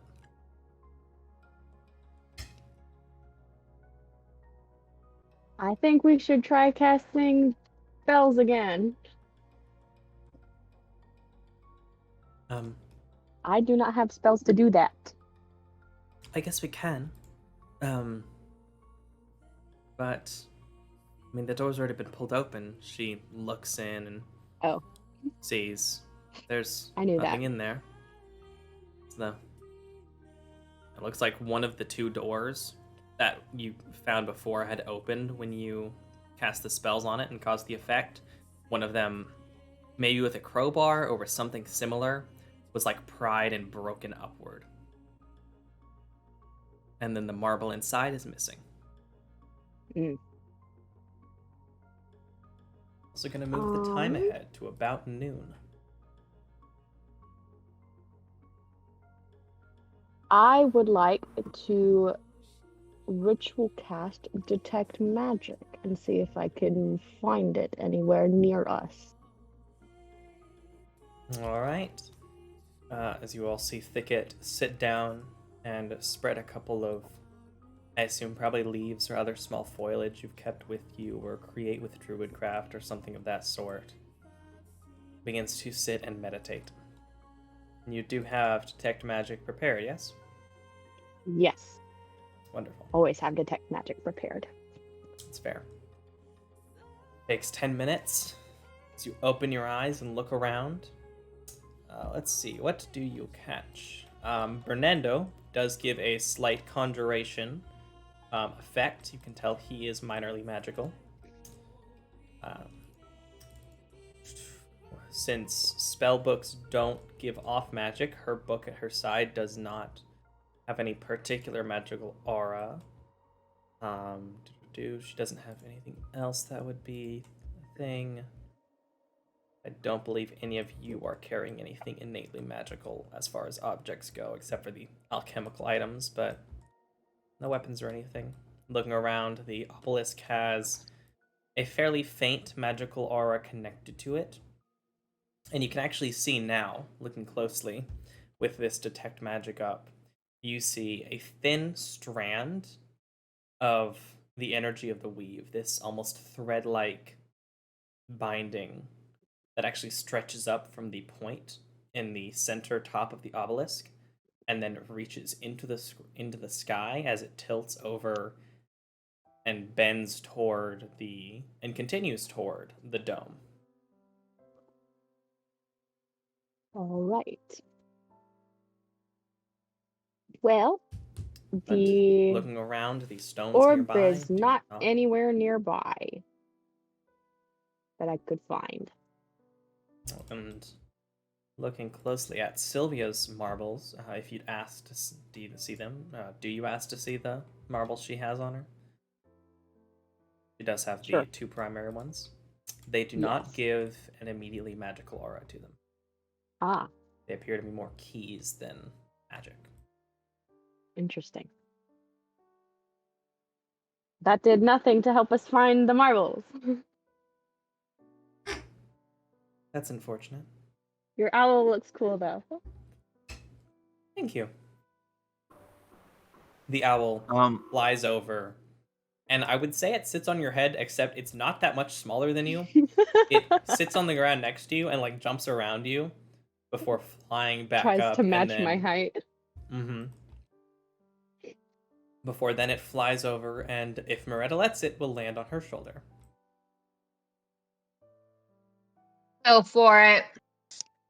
The owl gently lands on your shoulder. And also, Chris wanted to mention, he's welcome to now, asked if y'all wanted to take a short rest.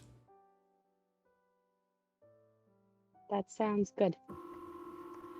At least before we return, then, if we're stuck here and can't get in yet, Miss Sylvia, is there any possibility that the people that you're waiting for might already have the first marble, or is there anyone that you've mentioned to this about this to in town who might have come looking on their own?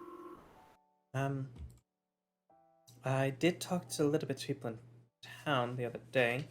but they didn't seem particularly interested. They mentioned that they knew the ruins were here, but have never been able to get inside. Um, let's see. The people that I have coming, they definitely do not have the marble, as I didn't even know about the existence of them before today. I don't. There's no chance they'd have it. Even if they did somehow have it, it's not like I mentioned it to them. I didn't actually prepare sending today, so I couldn't send a message to them if I wanted to. I doubt that townspeople knew about it. If they did, they may have come looking, but nothing that I'm aware of. No one seemed interested when I mentioned it to the Miss Ballora. Seems more like an old landmark to them than anything else. But it's possible. Perhaps we can ask the halflings. No, that's The two that's boys. here, right? No, that's not here. Yes. Well, there's the two boys. I'm so confused. That's okay. Yes. It was the two boys that work at the orphanage that looks over to Doug. We That kind y'all are of banned scared them from. for life. Yes, I believe you're all banned from there now. Oh, right. Maybe Oh. you could go. But Yeah, probably. Also perhaps Apollo, the Furbolg, he may have an idea. Maybe we can compare and show and see if he happens upon, maybe someone sold it to him. I don't know. Yeah, it's possible. Worst case, I can still do some work on these obelisks, even though I can't get inside yet. Maybe we should at least check around the northwest pillar, see if maybe someone tried it and something bad happened to them, and the marble's just there in the sands. Certainly worth a look. But you all said you wanted to rest for a few minutes, right? I think it is a good idea. Who's terribly injured besides myself? I am slightly hurt, just barely. I have 12 hit points left. Hey, me too, but that's my max.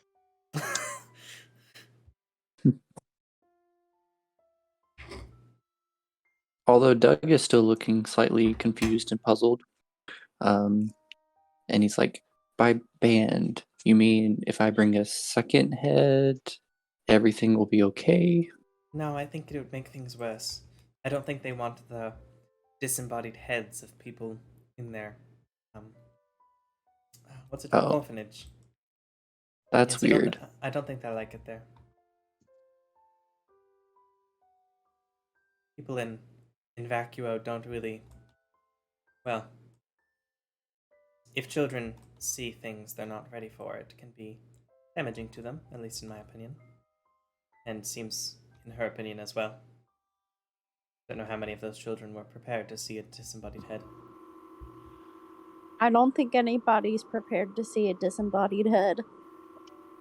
Are you able to well. prepare to see a disembodied head? That was kind of my first gift given to me. Like as a person? Yes. Like when Whose you were head a were you child, someone gave you a head. Well, growing up, it was either killed or be killed. So, I don't know. They were kind of seen as prizes for being alive, I guess. Did you Okay. have like a little mobile of these heads over your crib? Uh, 'Cause that's what I'm picturing right now. I They would used have to be to, shrunken heads, but I they think, don't. Loretta. But after a while, they just become skulls, and then they don't keep well. So did you have like skulls going around the circle in your bed? I mean, technically, technically. I mean, bones can be used to make a lot of things. We are from 2 different places. Yeah, I'm gathering that your culture is pretty different than anything I've ever seen, Doug. I'm not saying it's bad. I'm just No. saying we are from 2 different places. Right. I guess this is all new to me. Well, we're happy It's to have pretty you. gosh darn new to me too. Well, just for further, for future information, in most places, it's not very welcome to see disembodied, well, anything. Noted. Proud of you, though. Well, Way to not I be can- killed. I can think of one place. Well, actually, there are quite a few places in Vacua where your strength would be respected. It tends to be kind of the motto here: is if you're strong enough to live here, you're welcome to be here. Of course, with this many people, that only matters so much. Alaska needs that motto. But the you glanced over the map. What was the name of the city? Kenite? No, not Kenite. Kenite is a nice place. Yes, I like Kenite. Do go there. The Lord's he's fun. I've only ever spoken to him once, but he seemed charming. Sheer. Yes. Off to the east. That is a place where fighting is very welcome. They've got if you're going to a fighting tournament, that is the place to be.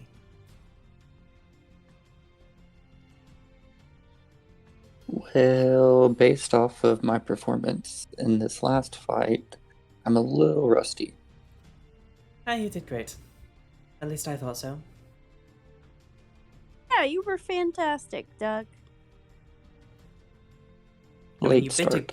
You bit a Grim. That's impressive enough. Uh, Got the nerve to do that, you've got the nerve to do pretty much anything. it's Also more of the a Grim- primal yeah. instinct. It's more of a primal instinct and less a skill per se. Interesting. You said you're a lizard faunus, right? Yes. I just always like learning about faunus and what their individual idiosyncrasies are. Well, that's one of them. Who are you cure woundsing, Garan? Since nobody seemed to be that hurt, or at least my understanding of the way in which they said it, he just says, he just kind of shrugs then, and he heals himself with one of his more rechargeable spells, and then that way after Good old the short pack slots. rest, he'll still have. Yeah. Wait, this are we way he'll- not resting? You are taking a short rest, which is an hour long, and you can expend hit dice for. Since Garand is a pact caster, he gets some of his slots back on a short rest, so he's using that one to cast Cure Wounds, I believe, on himself, which brings him back to full. During a short rest like this, some people, in particular Moretta and Thicket, can both regain some of their spell slots, actually, because of their... That was my arcane- question. How do I do that? Cool. So Arcane Recovery. If you'd like to do it during this short rest, technically you could save it for another one, but you're not going to get the spells back early, so I'd recommend just doing it now. I'm totally gonna do it now. You can get expended spell slots. The spell slots can have a combined level that is equal to or less than half your wizard level rounded up. So half your wizard level rounded up is 1. So you would be able to get back 1 first level spell slot as part of this rest. Woohoo! I'll take it. Extra spell slots during a day is great, and I believe Thicket can do the same thing because of the Druid Circle. It's a natural recovery. I'm reading it now. It's basically the same thing as what the Arcane Recovery does. It's great. Druid level, rounded up. Yes? He's not. Okay. He's not. Garand's not trying to hide it. So if you want to allow people to have like an insight check to understand like his thought process, just because he's not saying anything because he doesn't feel like he needs to, but I don't know if anybody would care as to why he asked for healing and then healed himself. So if anybody thought, was he trying to snub them? Sylvia wouldn't mind. She's looks over. I'm good. Thank you though. I would have healed you if I had the spells, but I don't. No, I was trying to see if anyone was in danger to heal them first. That they were my priority, but since it seemed that nobody was in a grave sort, then I thought, well, all right, take care of myself. But thank you.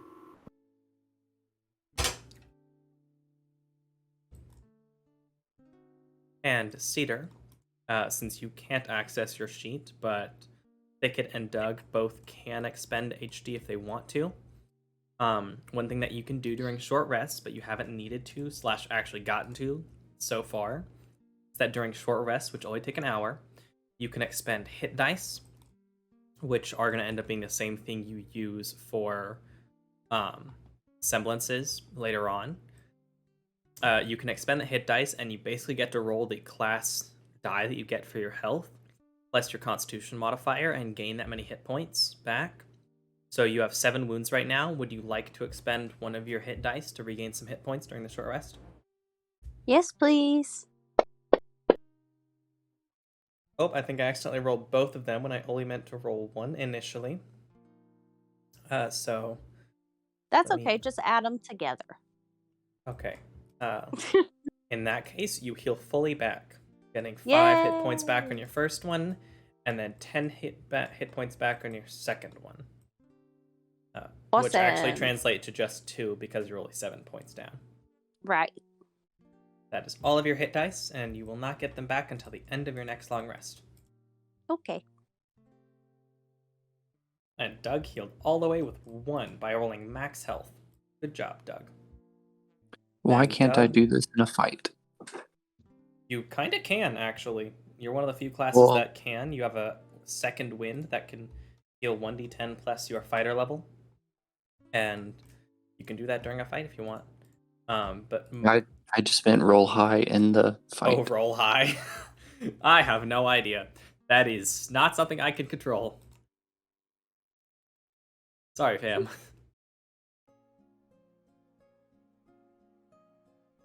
Right, I don't think anyone else is going to be able to gain anything. Sylvia does not have arcane recovery because she is a wizard, but she's not technically a class wizard. Doesn't get it back. That's okay. She doesn't need the extra spell slot. She's just missing 1 spell slot. She's all right. As y'all sit, and she'll pull out a tarp and actually drape it over part of the obelisk, and put down some rocks nearby to hold it in place, so y'all can actually sit underneath it to get some of the shade from the sun. As it is, as we determined last time, it is actually scorching hot today.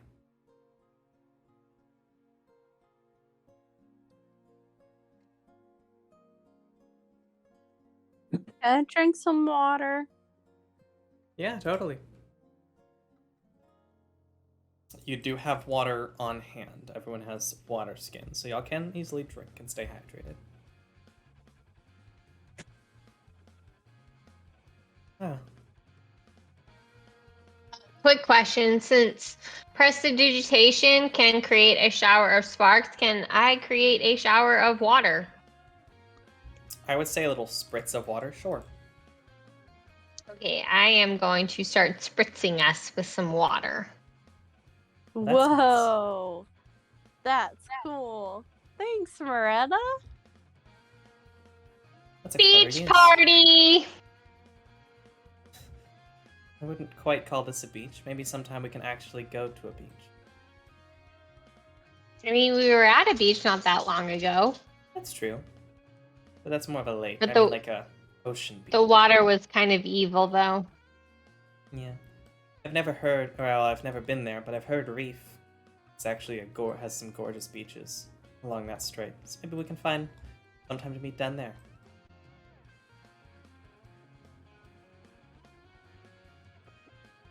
There's always that. Have y'all been over much of Vacuo? I know you, and she points over to Cedar. I know you came from near Basalt. But where'd the rest of you come from? I live in the forest. I lived on a Forest. mountain. Which mountain and which forest, or just generic forest? I'm not really sure which forest it was. I just kind of ended up in a city one day, and they were like, there's people here. I've just kind of always been in the forest until I was not in the forest. So I didn't know that there were names for different For the types of forests. forests. Interesting. Oh, And which I mountain? just grew up under You grew up under. a political rock, just doing what I was told. Do you know where you were when that happened? Group you're a part of? I mean, Who raised you? we're an organization. We have a name. It's like right here embedded on my chest, so I can't forget for some reason. And He says I'm- as Jack looks up the name in our chats. well, I remember the name. I don't. I'm gonna look it Oh. up. It's the Orange Sun. So that's what the symbol's for. Yeah, That's a mercenary group, isn't it? correct. I didn't know they took in children. That's disconcerting. There's a lot you don't know. Oh, that I'm aware of.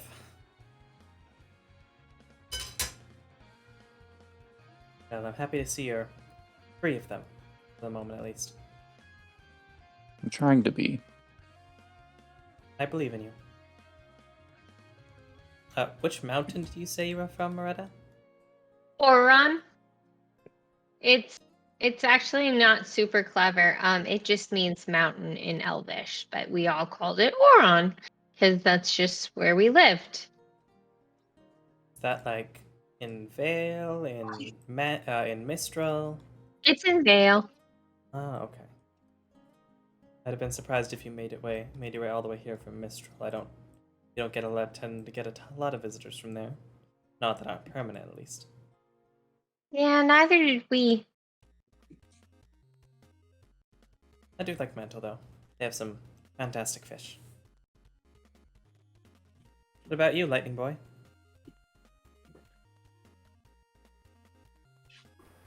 It seems evident that he was kind of focusing on everyone else's stories a little bit, and he looks moderately surprised, a little flustered, and says, "Oh no, I'm of very little importance. I'm actually Tagaron. Apparently they've all gotten this letter, and they have a date with destiny, if you will, and I'm wanting to write their story, record it, and maybe tell tales, and maybe make my name that way." Didn't you get a letter too, Goron? Well, this is where my deception check comes in.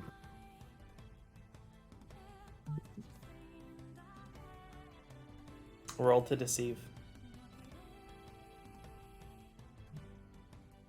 16. My Let's earbuds see. are dying.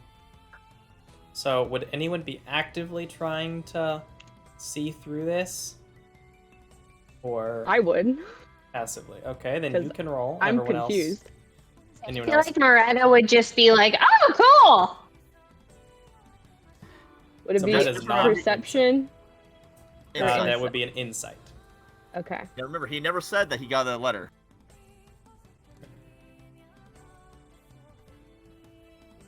Something feels off with the way he said it. But you do remember he never said he got a letter. But you don't necessarily believe him now saying he didn't get a letter, because he never said he didn't get a letter. Okay. Like it's just eyeing him Something feels suspiciously. You can detect there's something going on between those eyes of that person. Doing like the tilted head, confused thing. You said you're going to see the guy in Keenite, right? I know I said something about it the other day.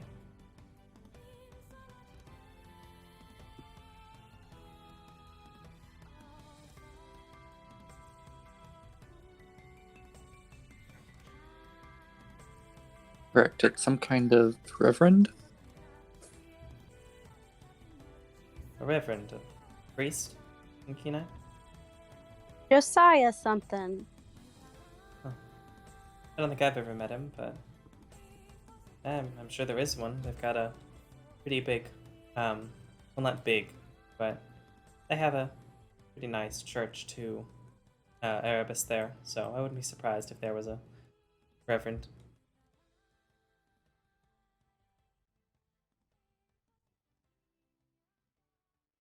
Well, what are our next steps today? We have plenty of time. It's barely mid-afternoon.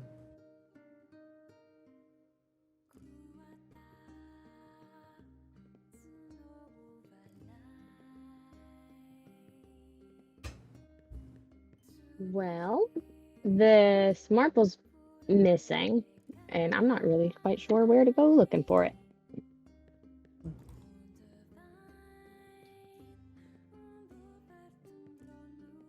Well,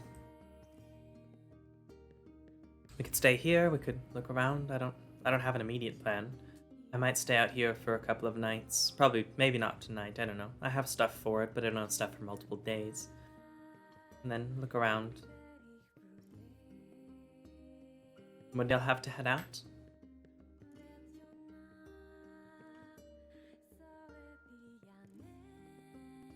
As much as we'd love to help, I mean, we can't stay here too long. We do have to meet the Reverend.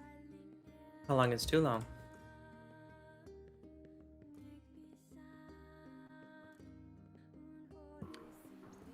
I mean, it's from what I recall, we have about a month, so Oh.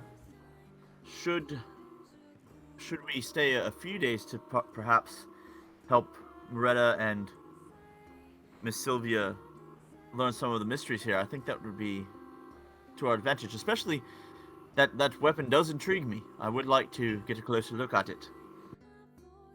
Ah, the sword inside.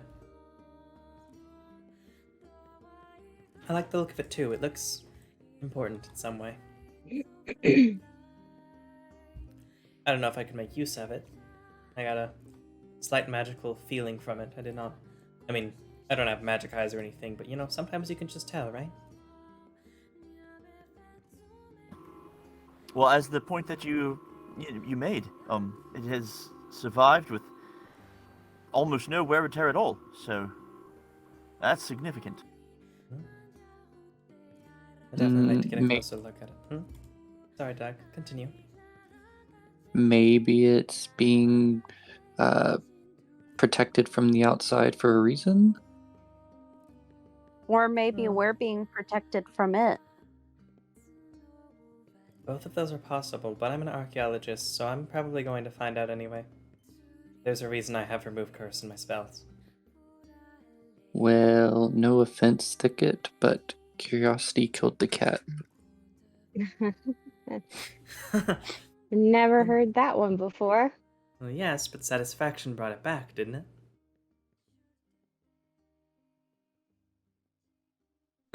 That's one story.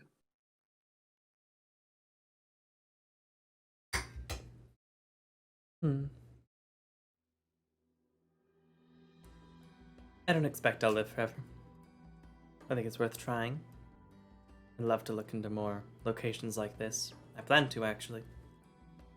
We have some notes of some other things over in the mountains to the west. Not a lot, but we'll probably look over there sometime. We have someone scouting around, seeing if they can pick up anything of interest over near Dyke. But we'll see if anything comes of it.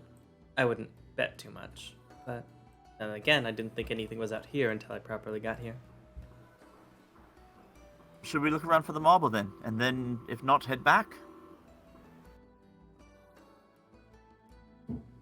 I guess ultimately it's up to y'all and what you're willing to do. We can look around, we can head back, we can spend the night. I don't care.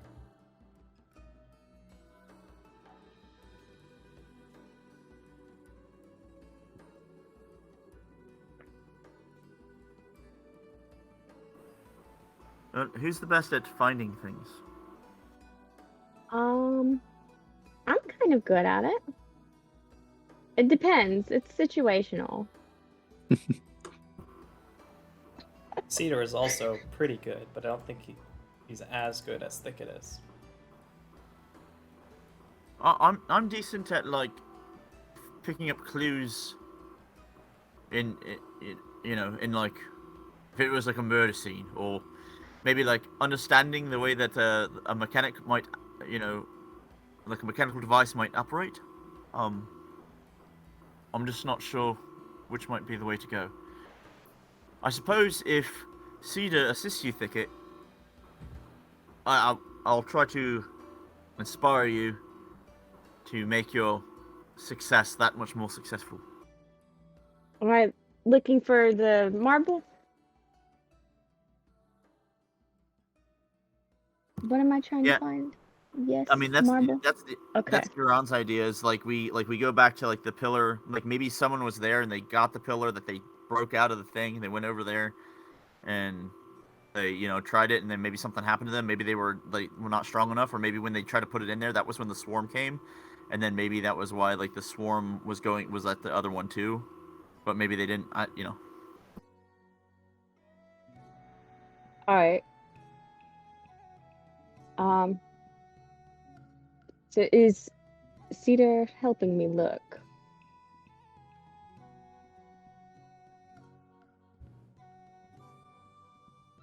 Cedar, are you there? Hello. Would you like to help me look for this marble and see where it might have gone to? Well, I suppose so. Right, I will try and find what happened to the marble. All right. Where are you going to look?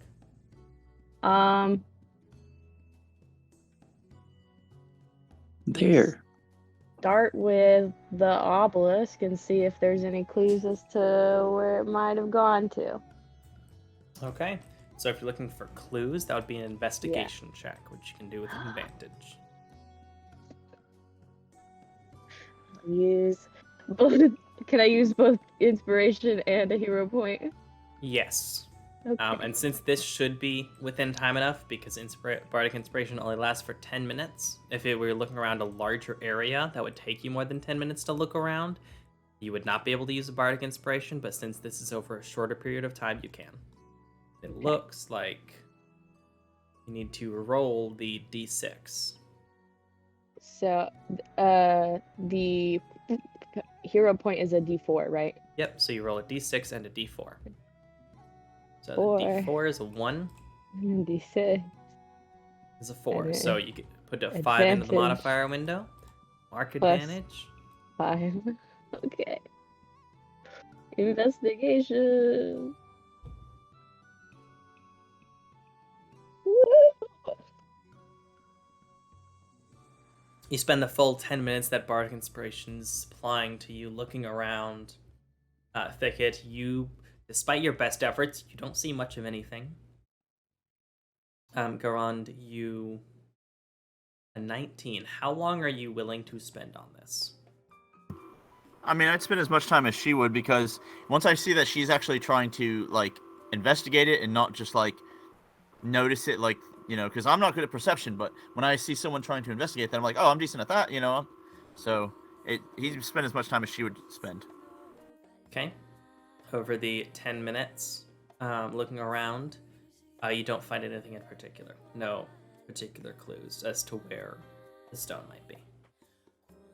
You can tell pretty clearly it was pulled out, and that the door was broken, probably with something like a crowbar having been bent up and actually breaking the mechanism and then pulling the door off. Some of the other stones have been moved as well. It looks like whoever did this probably took a crowbar to multiple different stones, looking around to see if there was anything else valuable. but not finding anything besides the stone beneath. The sandstone beneath the individual tiles. I wonder if somebody took the marble. That's what it sounds like. I mean, between what Thicket and I have learned, that this is like multiple places were tried to be broken into. I mean, it seems only reasonable that maybe they cut their losses and maybe made it back to town and sold it. Maybe, perhaps Apollo, who was told, likes gemstones, and also I believe the lady does. I mean, that's two options. I feel like we should at least look by the dome, at least try, and then I think we should head back. I agree. I kind of feel like that couple might have been told something by the Grim again.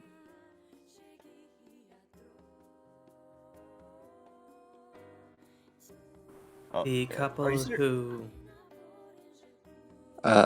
who were relentless to give back the orb.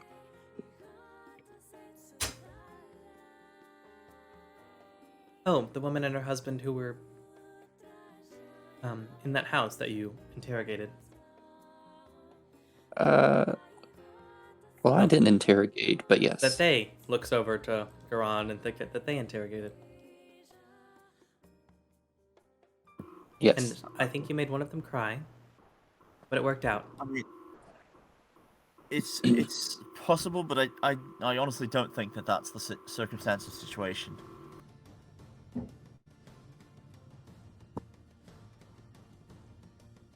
So we'll just head back and see who knows what. I would like to at least check at the dome. On the off chance that they tried and maybe they got electrocuted by the dome. Maybe they weren't worthy or something. Yeah, possible. I certainly hope not. Otherwise, who knows how many of us will survive. But that would certainly be a development. Certain. Well, they could have only been unworthy because they didn't have team. Where each person was putting in their power marble of at the same friendship. time. Or something, yeah.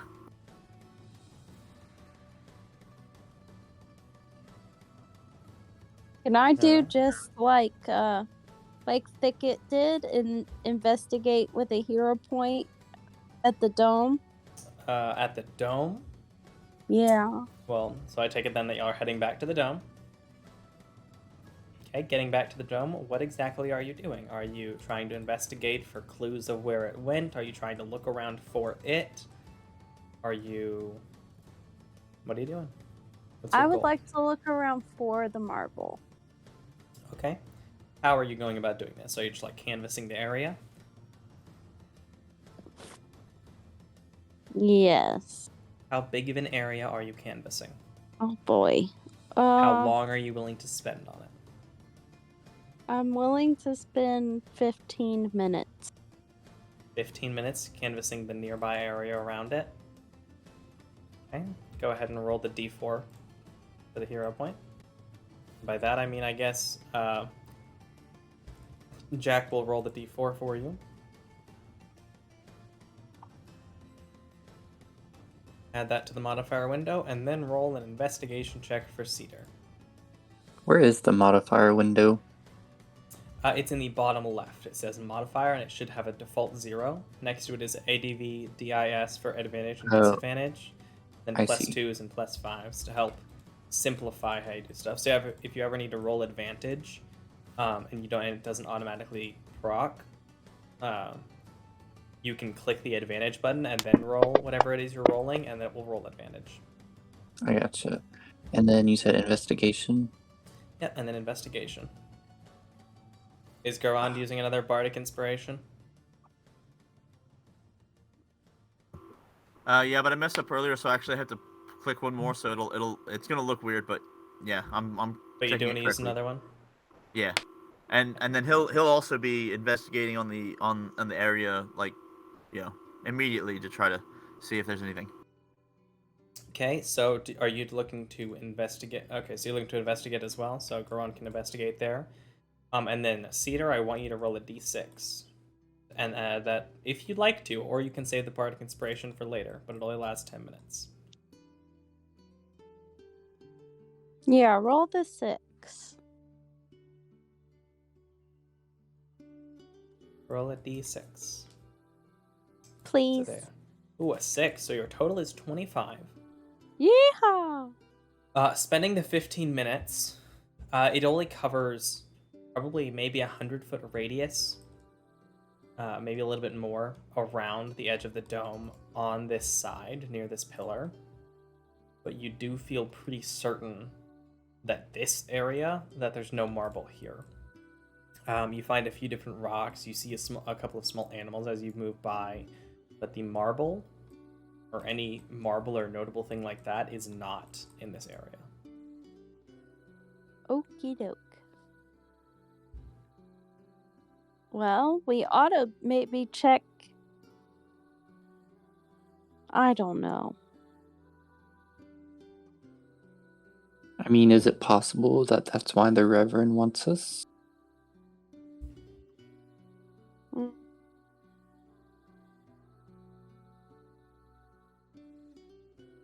If he wanted you to do this, why would he invite you there to talk and not just meet you here?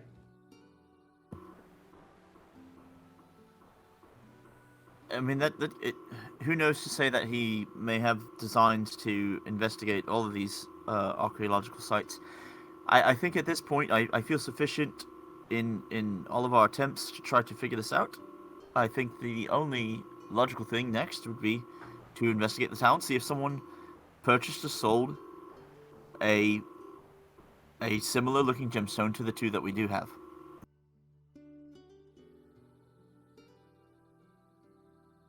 Is that what y'all are doing? You're heading back to the town? Yep. Did Jack say something?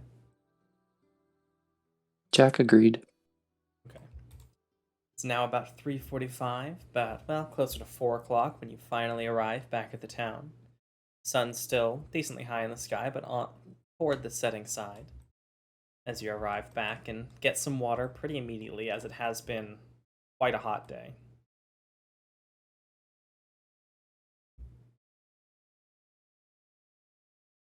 And what would you like to do? Re-entering town.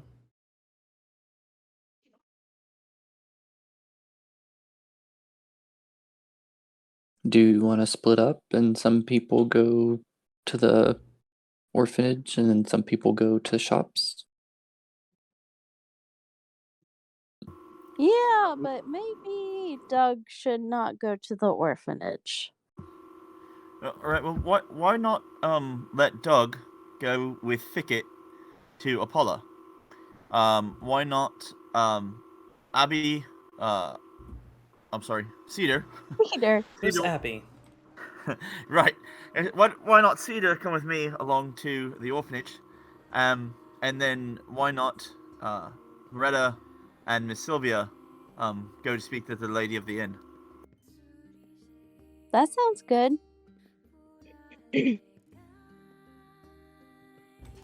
Okay. That works. So it was, I'm just going to move y'all into different groups. It was Thicket and Doug, Loretta and Sylvia going to the inn, Garand and Cedar going to the children's home. All right, so which group are we going to go with first? It's gonna be 1, 2, 3, not me. that works because I rolled a d6 to do 1, 2, 3, 4, 5, 6, and it rolled a 3, so it's Cedar and Garand first. All right. Let me grab my notifications. For that I mean notes, obviously. Why do I have no notes on the children's home? Oh, that's why I have no notes in the children's home, because they're in a different place. Alright. You head up to the fairly large longhouse, effectively, with a frontal building, and then two smaller buildings behind it that you assume the kids stay in.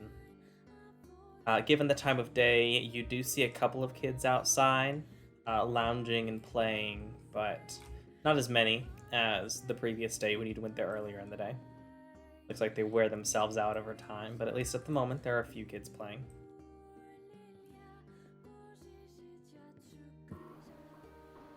So walking up, Gron will ask Cedar. I think it's really only the halfling boys that we need to worry about. The others seem more just happy to be here. That those two are a bit more curious. It says. Now you've got a motherly way about you, so perhaps they'll feel more comfortable with you speaking. But we'll see. And then I guess as we approach, if whoever's out and about, I guess we could wave down. You don't see any adults or the two halfling boys outside. Oof. Swing and a miss. All right, well, I guess let's go to the front and ask around. Sounds And- good. Entering in the front of the building, you see the reasonably sized dining room for this many kids with a lot of tables squished in a relatively small space. And you see over in the small kitchenette, or in the kitchen that has an open wall with a counter between, is Mira in the kitchen. It appears she's working on something in a big pot. The same younger wood elf woman that you spoke to before. Hi, Mira. What you cooking? Oh, it's you again. Is the other one with you? The other one? No, certainly not, the- ma'am. No, Okay. no, not at all. No. We specifically would not. I Yeah, no, appreciate and that. again, we do apologize that unfortunately, different people have different customs, and sometimes those things can not translate very well at all. So, again, we do apologize. I appreciate the apology. Yeah, I'm cooking a stew. Nothing too complicated. We've got some potatoes. Don't have much in terms of meat for this evening, but we have potatoes and carrots and some other vegetables I've added in. Where have you been growing all those vegetables? Well, Apollo leads most of the growing around here, or at least tells those of us who are in charge of it, but not me, where to grow and what to grow and how to do it. You'd be surprised how well root vegetables can be grown in the desert, especially when you have a water source like a lake nearby. Well, sure. We've How even much got some, food do you tend to grow? not enough to export, but we've got enough to keep the town up and running. We don't have a lot of money for the children's home,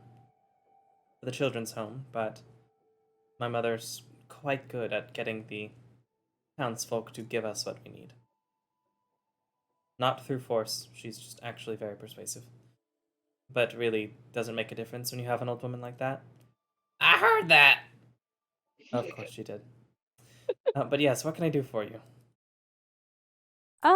We're looking for something in particular. Have you or Do the any of boys the steal things children again? maybe seen some marble? Like marbles? Yeah. Not really. We don't have toys like that around here. Not many. Just some of the kids have polished up some rocks to play marbles with, but Oh, this probably would look kind of different. Not quite like wait, a you mean toy. like marble, stone marble? Yeah. Oh, yes, that's different. Nothing that I'm aware of. I know there's some mines nearby that have that sort of thing. I think there's some over in Key Knight. I know they've got some mines over there. Maybe they've got some shipped in through. Oh, what's the name? You know, that village to the south, or the city, town to the south. You mean Shit. Southtown? No, schist.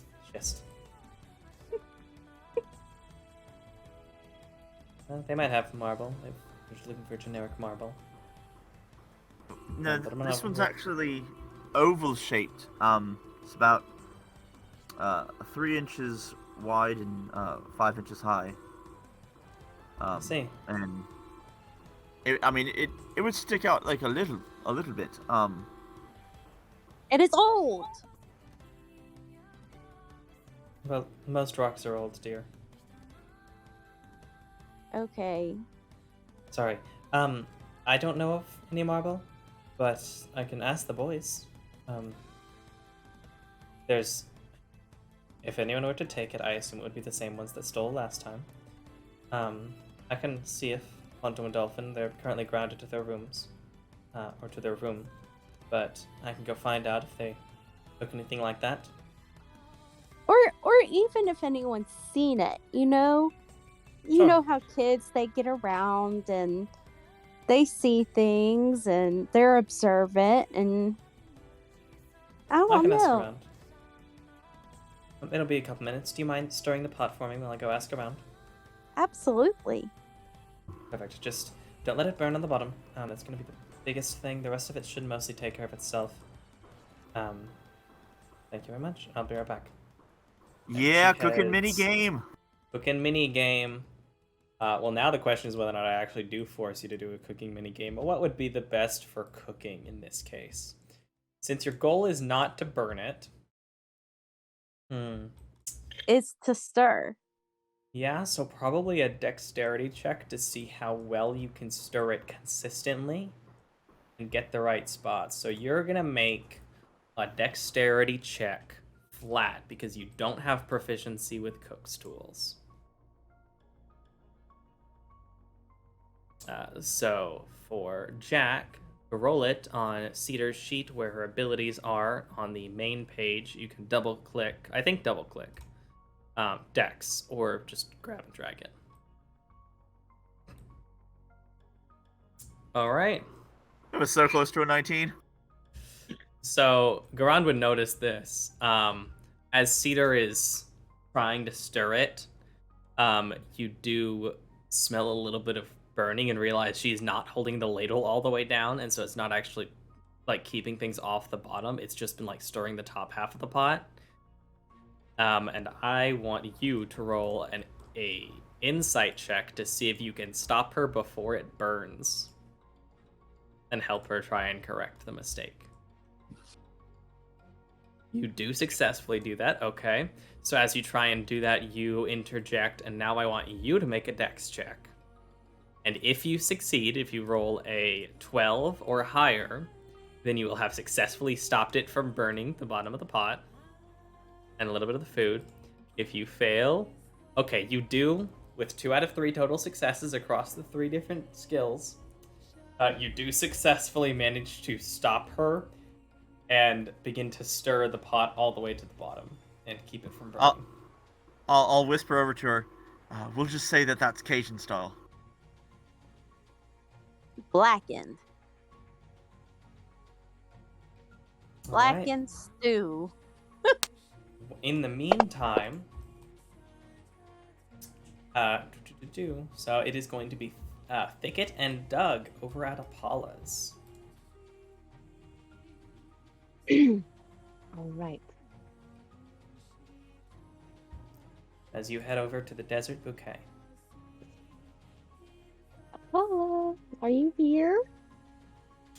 Given the time of day, looking around, you actually do see Apollo outside, sitting in a very simple, but seemingly pretty effective, small rocking chair near the front of his garden. Hello, friend. And he is reading a book. He looks up. Hello there. It's always nice to see y'all again. I'm surprised you're still in town, though. It sounded like you were in a hurry last time we talked. Yes. Well, I was wondering, Do you know anything about anyone who might have come across a like little oval shaped marble? We're helping a nice lady look into the ruins for her Mm-hmm. archaeology project, and we can't find this little marble that's supposed to be there but is not. Let's see. He's going to roll an intelligence check to check his memory. Let me check real quick, make sure it's not in any of my books because I do keep track of these things. As he steps in and grabs the book and looks through it for a minute. Nope, no one's tried to sell me any marble. Not in the last couple months, at least. Actually, as he checks back a few more pages, not in over the last year. No marble or anything like that. In fact, people don't tend to sell me that many stones. A couple of jewels every now and again, but no marble. Have Know that for you certain. heard any talk around town about something that someone's found in the ruins? Not that I can think of. People don't really go down to the ruins. It's kind of a lost cause in a lot of people's minds. It's there and it's pretty. Sometimes people take a hike down to it just to look, and take some solid memories of what happens when people disagree on things. And I think it's largely a lesson about confusion. But no, nobody really goes down there looking for stuff or bringing things back. Does Well, it seem like Apollo is telling the truth about not knowing? Make an insight check. Okay. Check your insight. Or internal sight. He seems entirely genuine. Okay.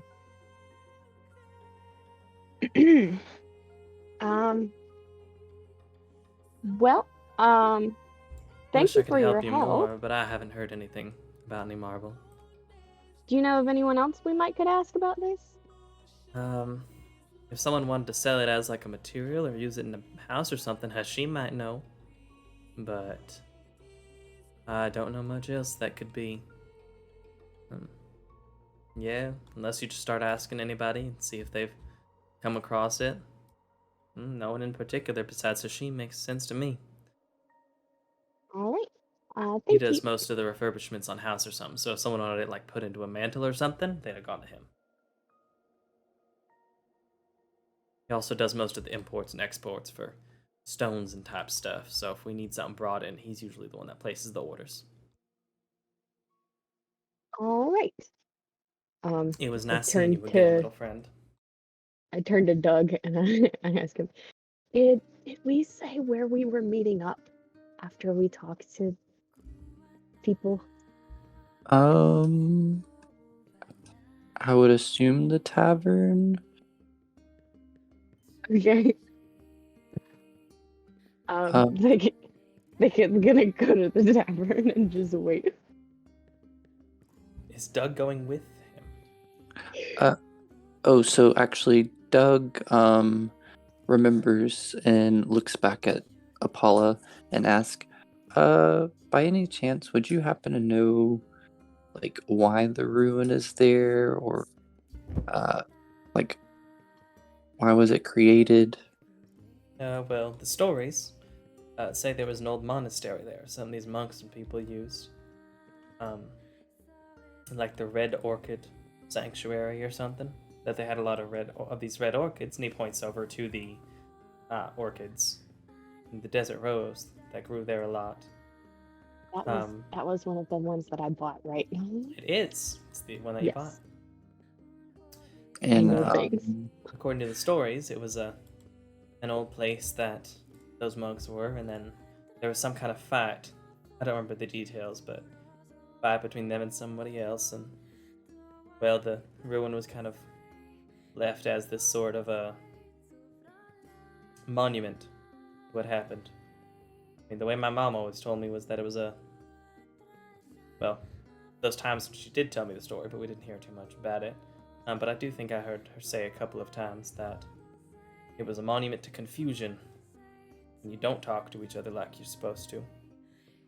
Bad things that can happen. I see. And in these stories, was there some kind of like myth or like some kind of folklore about how people fought or what they fought with? Well, she always described it as monks fighting with their fists and with magic. Apparently it was before the schism, so she always told it with really fantastical, even more magic than I've ever seen.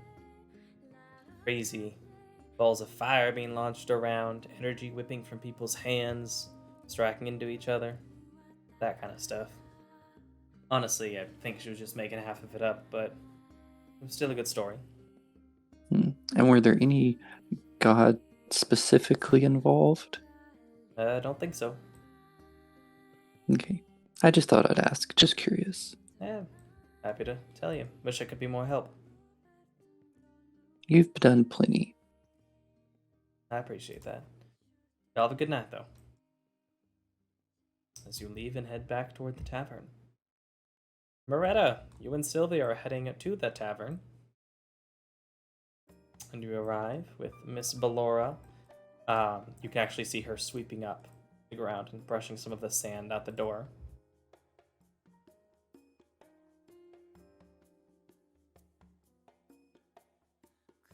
Hey there. What brings y'all here today?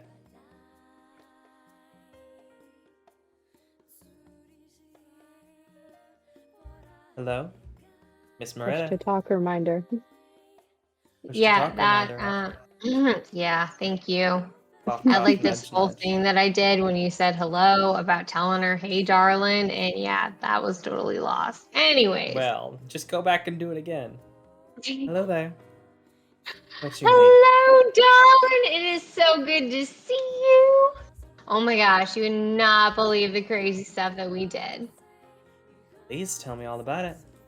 He sets the room to the side and actually pulls a chair and sits down at one of the tables.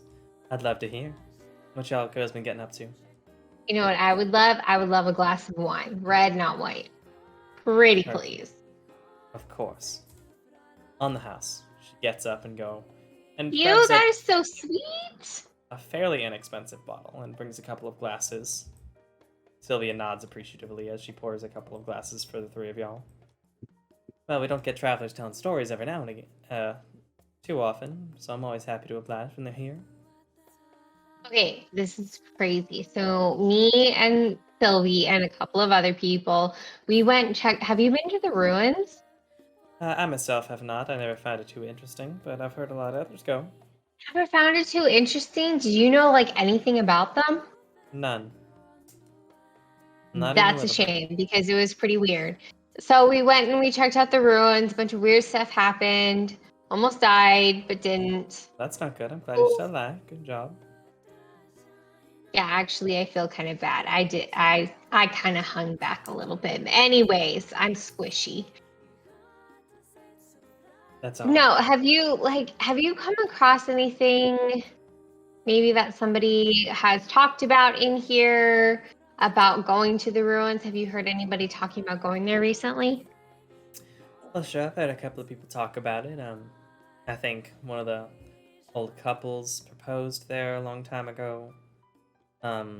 Sometimes people talk about going there, taking a walk, or going there, and some of the kids wanting to go there and play around the ruins, but Mira doesn't let them go. Nothing in particular. Sylvia pulls out the marble.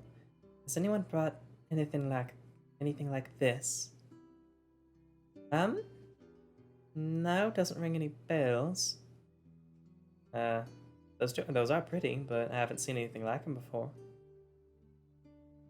None that's come around here, at least.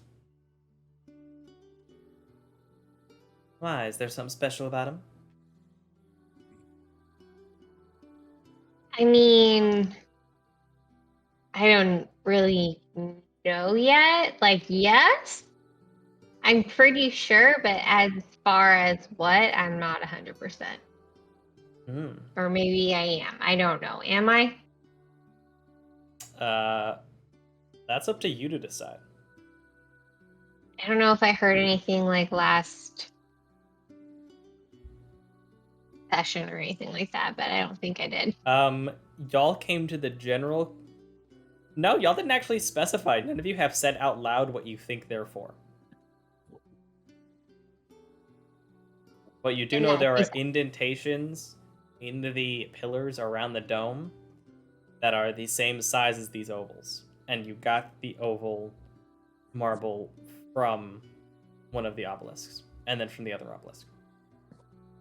But none of you have Like, vocalized. yes, we know that it's magical as far as like what specifically it does.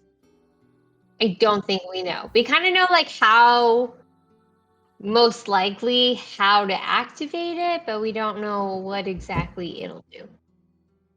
There's some theories, nothing concrete. We're thinking that that maybe, or at least I'm thinking, maybe if we put these ovals in these certain spots, it'll maybe make the magical dome go down, and I can actually do my research. At least that's what I'm hoping. Seems like the simplest solution, especially if I can put the dome back up to keep the weather out. It's definitely one of the top things we're thinking. Yeah. See, these actually came from some of the obelisks around the outside, but one of the obelisks is missing one. And so we're trying to look around and see if we can find where it might have gone. I don't know if you've seen anyone who said they got something from there by chance. She's a lot more open with her information than I am, and I feel like that's actually not a character flaw at this point. Fair. I mean, she's excited about what she does, and she doesn't view it as a secret in lots of things. But then Ballora takes a moment and looks back. No, I haven't seen anything like that. No one's been saying they found any magic stones or anything. You tried checking around the obelisk. That was missing one, right? The other thing that you said had them. The ruin pieces. Did you check around there? I mean, it could be maybe one of the gnat spirits took it. Those little floating orbs that It's fly around spirit? sometimes. Yeah. Oh, you may not have seen them. Sometimes in the desert, and some people think they're just a trick of the light. I don't believe though. I've seen them before. I know they must be real. They're these little blue orbs. There's like almost ghosts that will fly around. They're real pretty. Some people say they'll lead you to your heart's desire and things like that, or at least that's the stories I've read about them are. I know they fly around sometimes. Unfortunately, I didn't have the nerve to actually follow them while I was there, but I've heard they come around at night. Maybe one of them took it. Or maybe if you follow one, it'll lead you to your heart's desire. I mean, if a magical being I like would this be can exist, worried that the marble is not my heart's desire. I'd be afraid that it would lead me somewhere else. that's just a risk you have to take. I mean, when you're dealing with ruins and stuff, what's a fairy tale to go along? But no, I don't. Unfortunately, I don't know anything about any of these marbles. She pours herself a second glass of wine. Let me know if there's anything I can do for you, but I don't know anything myself. Keep your eyes and ears open if you hear anything about marbles or the obelisk or anything like that. Just, keep your ear open. I will most definitely do so. She gets up. Well, I've got a couple of things we gotta get ready, starting for the dinner rush in a few minutes. Well, as much of a rush as we can have. Feel free to finish the bottle. I'm good for the evening, I think. And she takes her glass and heads back over. Are they at the tavern? They are at the tavern. Would Thicket and Doug, end up? In the next couple of There. minutes, yes. Yeah. Okay. But as that happens, back to Chris and Cedar. Abby and Garond. Chris? Yeah, so as soon as she comes back, Yeah, Mira will walk we're back doing. in. So I looked around. I asked a couple of the different kids, the more honest ones as well. I don't think Ponto or Delphin took your thing. They were pretty scared from after the head, so I actually kind of thank you for that, but at the same time, they've already had nightmares once, and they probably will again. But they were quick to tell me that they definitely haven't stolen anything else, at least not that. They did admit to a couple other misdeeds yesterday, but nothing doing with any kind of marble. Any kind of stone like that. I asked a couple of the other kids if they've seen anything and looking around, and all of them said no, they didn't find any pretty rocks or see anyone talking about or spreading these pretty rocks anywhere. No marbles or anything.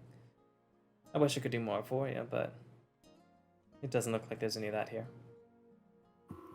How's the stew? We appreciate your time. I believe it turned out fine. It's going to have a bit of a Cajun kick to it, what they call blackened. So, but it's still good.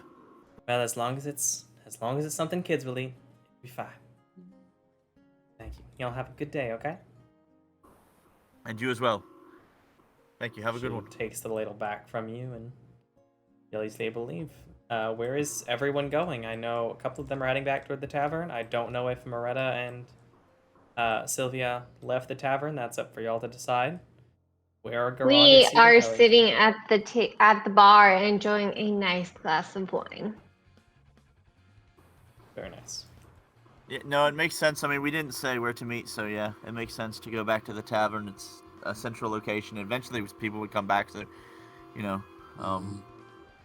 Oh, a sleeper? We got a sleeper? I thought there might be a sleeper, but then I wasn't sure. Sounds like Abby again. Abby, are you asleep? I think she might be. Should I call? We can call, or as you'll come back to the tavern, we can end on the tavern again. It is 10:45. It is getting a bit late, so it's understandable she fell asleep. We'll probably want to call her and wake her up anyway, so she goes to sleep in somewhere where it's good to sleep and not on her desk. But do y'all want to take a couple of minutes and kind of maybe go to the tavern and decide what you want to do next? Or Yeah, we got a few. as you all reconvene. While it's still fresh in our minds, I want us to try to share thoughts. Okay, I'm going to go ahead and server mute Abby for a second. If you'll go ahead and call her, Thicket. Just wake her up so she doesn't stay asleep at her desk. And if she wants to, you can tell her if she wants to finish the last talking bit she can, or if she needs to go to bed and get some sleep. That's okay. All right. And the others, as you all arrive back at the inn, the tavern, at roughly, I'm going to say about 5:15 now. The sun is still above the, it is not set yet. As you all arrive and you see Sylvia and Moretta casually drinking some glasses of wine with a empty bottle at this point on the table.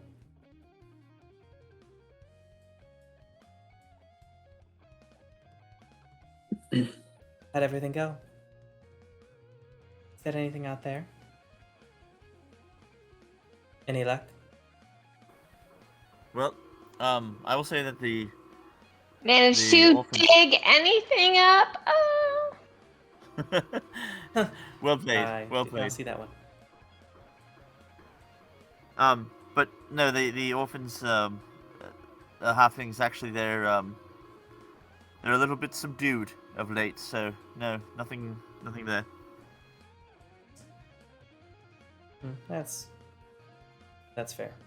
Not too surprised on that. Gave him quite a scare the other day, I believe. But I don't remember if I heard that or I was there. It doesn't matter. What about you, Doug? Y'all find anything over at Apollos? Anybody sell anything? Peter is going to sleep. That is valid. She deserves to rest. Good night, Abby. If you're listening, I will go ahead and unmute you on the server.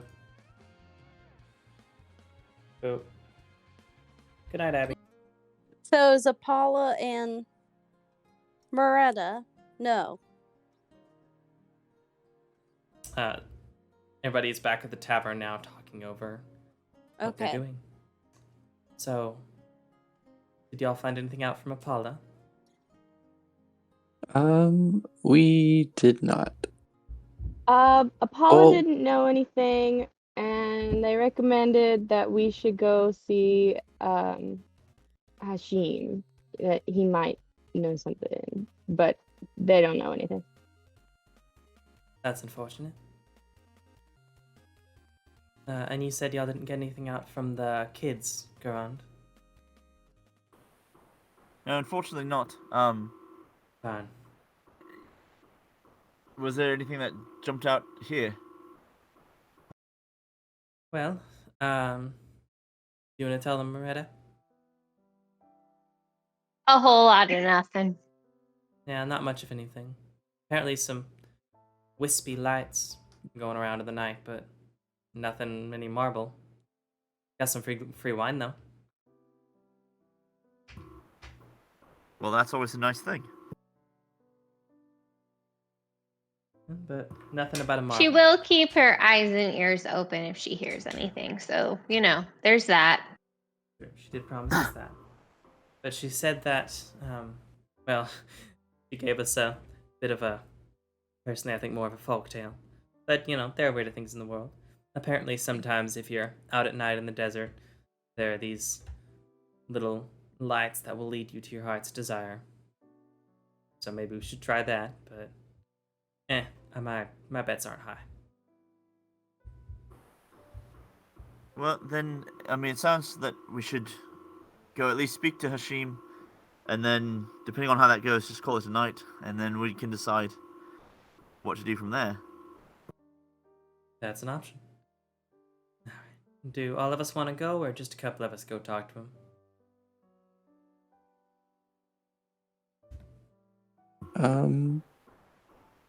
Well, I'd like to go, and it seems Moretta's comfortable, so, Thicket, if you're willing to join me. All right. Well, we've done everything together so far. You have a point. We can all go. She stands, and are all of you going? Is anyone not Yes, going to see Hashim? Doug is gonna stay back with Moretta to make sure she's okay.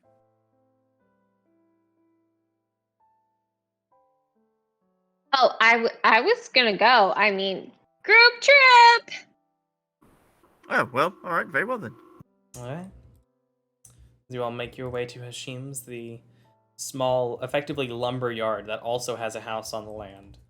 As you do see, he is outside carving something with carving a small wooden object. With a fairly delicate looking knife. He looks over. You're all back. I trust you squared everything away with Apollo. Things went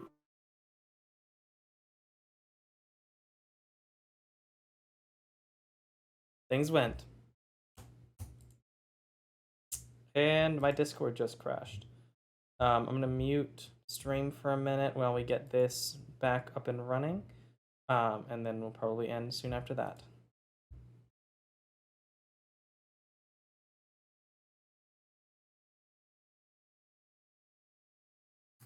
We will be right back with stream.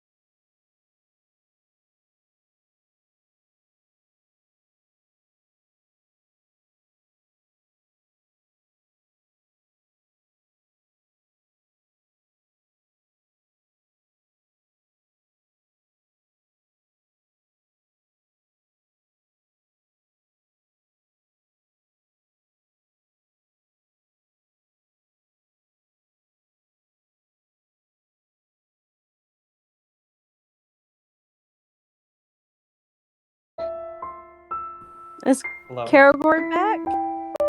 Welcome back. And do something with Discord's audio real quick because it's not letting me hear it. So while you were gone, we won.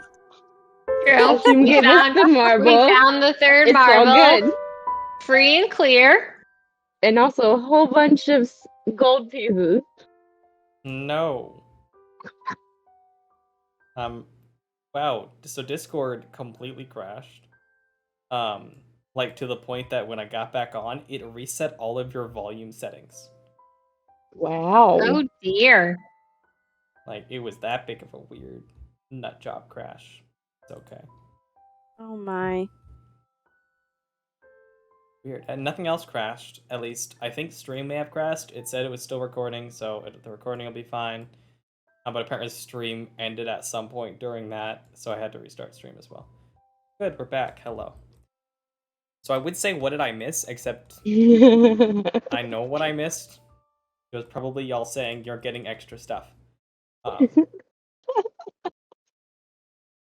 We're wouldn't winning say and we're extra. living happily ever after. We won the but whole campaign. Oh well, I guess But we're we done here don't- forever. I guess we're done then. It was nice knowing you all. But the problem Let's is end we the don't Lunar all Archon know campaign. what happily ever after is supposed to look like for us yet. Well, yeah, We but you can't just... live happily ever after. I don't know Oh. what happily ever after looks like.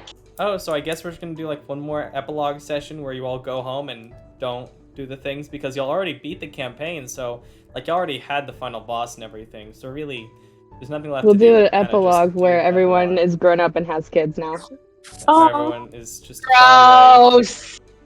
and nobody, nobody ever gets to know all the secrets that I've hidden throughout the campaign, or how to open the thing, because y'all already did that. So really, there's nothing left to do. That'll come once RWBY becomes RWBY. There's so much left to do. In the campaign? Because the answer is yes. Y'all have like 11 or more levels of campaign left.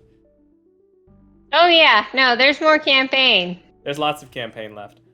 Which is good, because Moretta is not fully developed enough to make life choices outside of the campaign. Good. Alright, well, back to where we were. Y'all saw Hashim whittling or like carving something small in his little lumber yard of a house.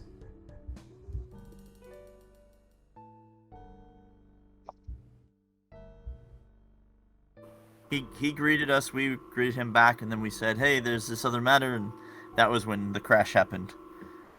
Okay. Because last thing I think he said was, how'd everything go with Apollo, and then I didn't hear anything else from y'all. Okay, there might have been a delay then on the crash, but yeah, that, like, Yeah. I said, so, that actually went well, thank you. You were very helpful, in fact, but we are actually here on another matter, and he'll what pull can I out do for one you? of the, he's gonna show him one of the marble pieces. Sylvia will pull it out, but she does not give it to you.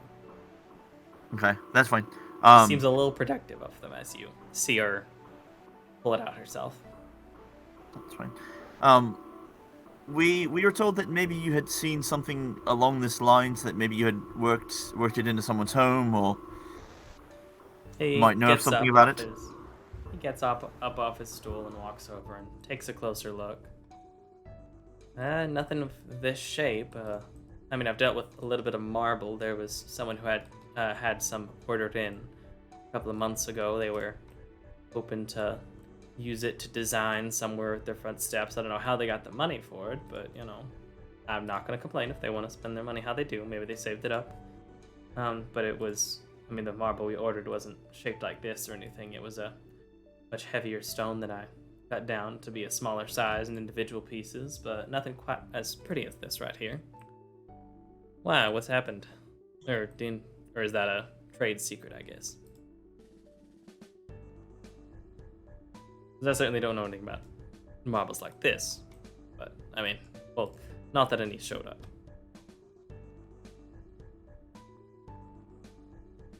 Hello? I'm just trying to give other people a chance to speak. That's all. I don't want to.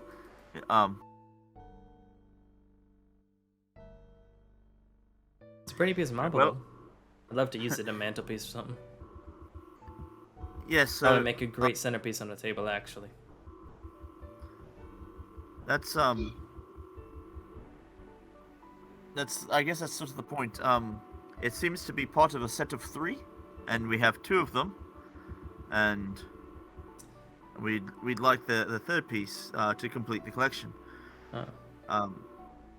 Now, is there any reason that I suppose we could look into whoever it was that was building the steps or whatnot. Sure. There's a couple that lives over yonder, and he points down a few houses. Michael and Melina. They're a nice couple. They're the ones who wanted to have part of their steps and the entrance to the house redone. I mean, if you need to, I could maybe order some marble in and shape it into the same, cut it down to the same type of oval shape, if that would work. But I don't know if it's something you have time for, or if there's any kind of magic associated with it.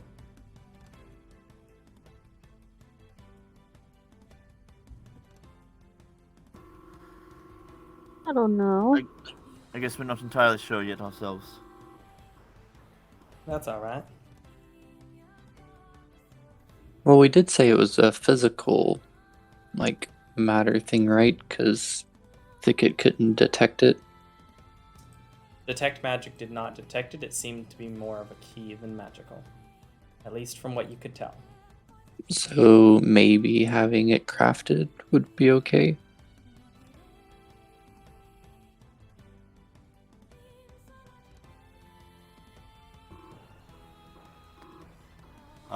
Do you happen to have a piece of marble that you could shape, or would we have to find it for you?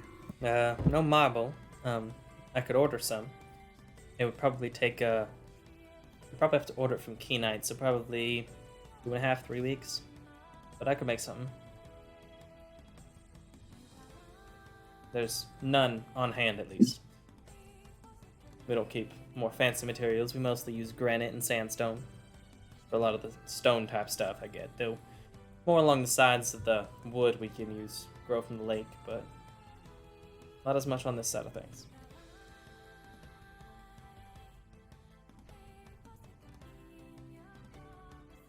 Well, we were going there anyway, so we could grab a piece.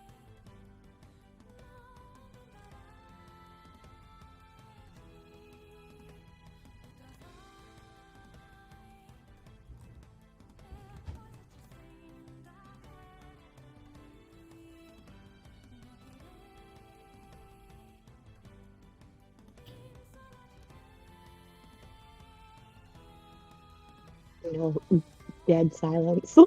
I'm waiting on what y'all want to say or do or discuss. I'm down for I things. think making the Marvel would be a good idea. I mean, it can't hurt to try. I don't know if it would work. We might just be wasting our time. That's a lot of time to waste. Does it, from my memory, I guess, of like the obelisk and what we've seen so far, does it seem like making a marble would work? Make an Arcana check. See, yeah.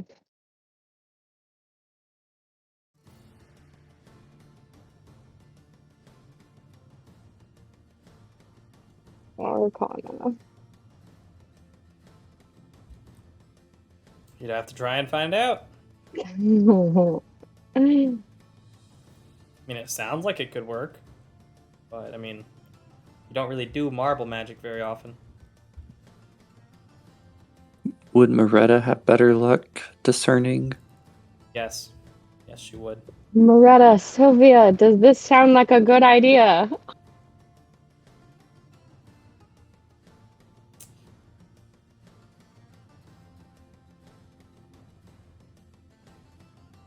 Ron doesn't know. Sylvia. What am I rolling for? Arcana. Sylvia doesn't know.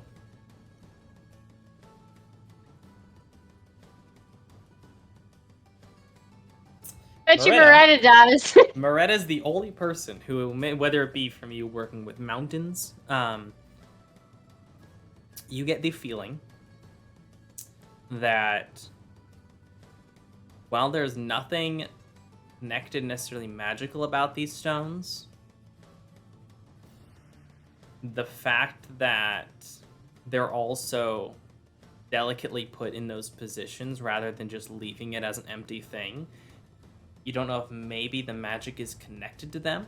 You know that, as you discovered last time, that the pillars that are connected to the dome, as well as the obelisks, as you could tell later on, are all effectively bound points that even if they themselves are not terribly magical, while they do give off a very light magical aura, they're more so bent as a shape to bind the magic to. You don't know if there is or where the focal point of the magic and ritual that whatever it was designed for this dome came from or is set up upon. You don't know like the proper magic circle or if the entire area is a magic circle that these are the focal points of. But these are effectively holding its shape. And so you assume that where the pillars are to where the obelisks are, and perhaps the marbles themselves are connected to this shape. You don't know if the marbles necessarily could be replaced, but you don't get the feeling that they could be if they went to such trouble to hide them. Like if they went to the trouble of Can you say that last part again? I don't think that... You don't get the feeling that they're easily replaceable, given that whoever put these here took such an effort to like leave a puzzle lock behind on them. That if it's just a different stone could be put into a thing, it wouldn't make as much sense to have the three in different locations. I mean, potentially they're affect like it's a like bonding a lock. agent. Yeah. It's like the key. It's like a key. They all look very similar. They all feel similar, but only one key is going to unlock that lock. Yeah. And there is potential that if you did it with the right quality of marble and the right, and like perfectly made in the same way to be the same shape and everything, then it might work. But we don't even have a jeweler in this town. I can't imagine we have someone capable of making a marble to the exact specifications we need them to. If we don't Hashim even could have try, someone, but he's a human carpenter, so Hashim could give Yeah, it an effort, but there's no guarantee that his would work because it is like taking a look at the marble. It is very fine. It is actually a quite high quality piece, and you'd figure you'd have to have a similar quality piece and cut in order to have the same effect. Like making a key, it has to be the right key with very specific details. Yeah. So I don't think replacing it's really going to be much of an option unless we find somebody that's literally made these before. All right. Well, then, Hashim, thank you for your time. If for some reason that you do come across it, please let us or Sylvia know, and we look forward to hopefully working with you again in some way. Let me know if there's anything you need. Take care, y'all. As y'all head, I assume, back to the tavern, the inn. It is 6 p.m., Friday, the 24th of February, year 417. The scorching heat of the day finally cooling off. That, I think, is where we're going to end for the night. Give y'all the week to simmer on it and think of what y'all want to do next. If there's another answer to this puzzle that you're not considering, if there is no other answer to this puzzle and you have to find it somewhere else, think and decide on what you want the best, on what you think the next course of action should be. But I think it is a bit late, so I don't want us to just keep going while we banging your head against the wall to find an answer. This late at night doesn't tend to work out well for anyone involved. So we're going to stop Night, there. y'all. And if people want to If y'all want to move on next week or find somewhere else, you're welcome to. But I'll let y'all think about it for the week, and we'll go ahead and say goodbye to YouTube, and then we'll divvy out experience and stuff and see if y'all level up or get close to it. Goodbye, YouTube. Good night. So long and good night. Yeah. Good night.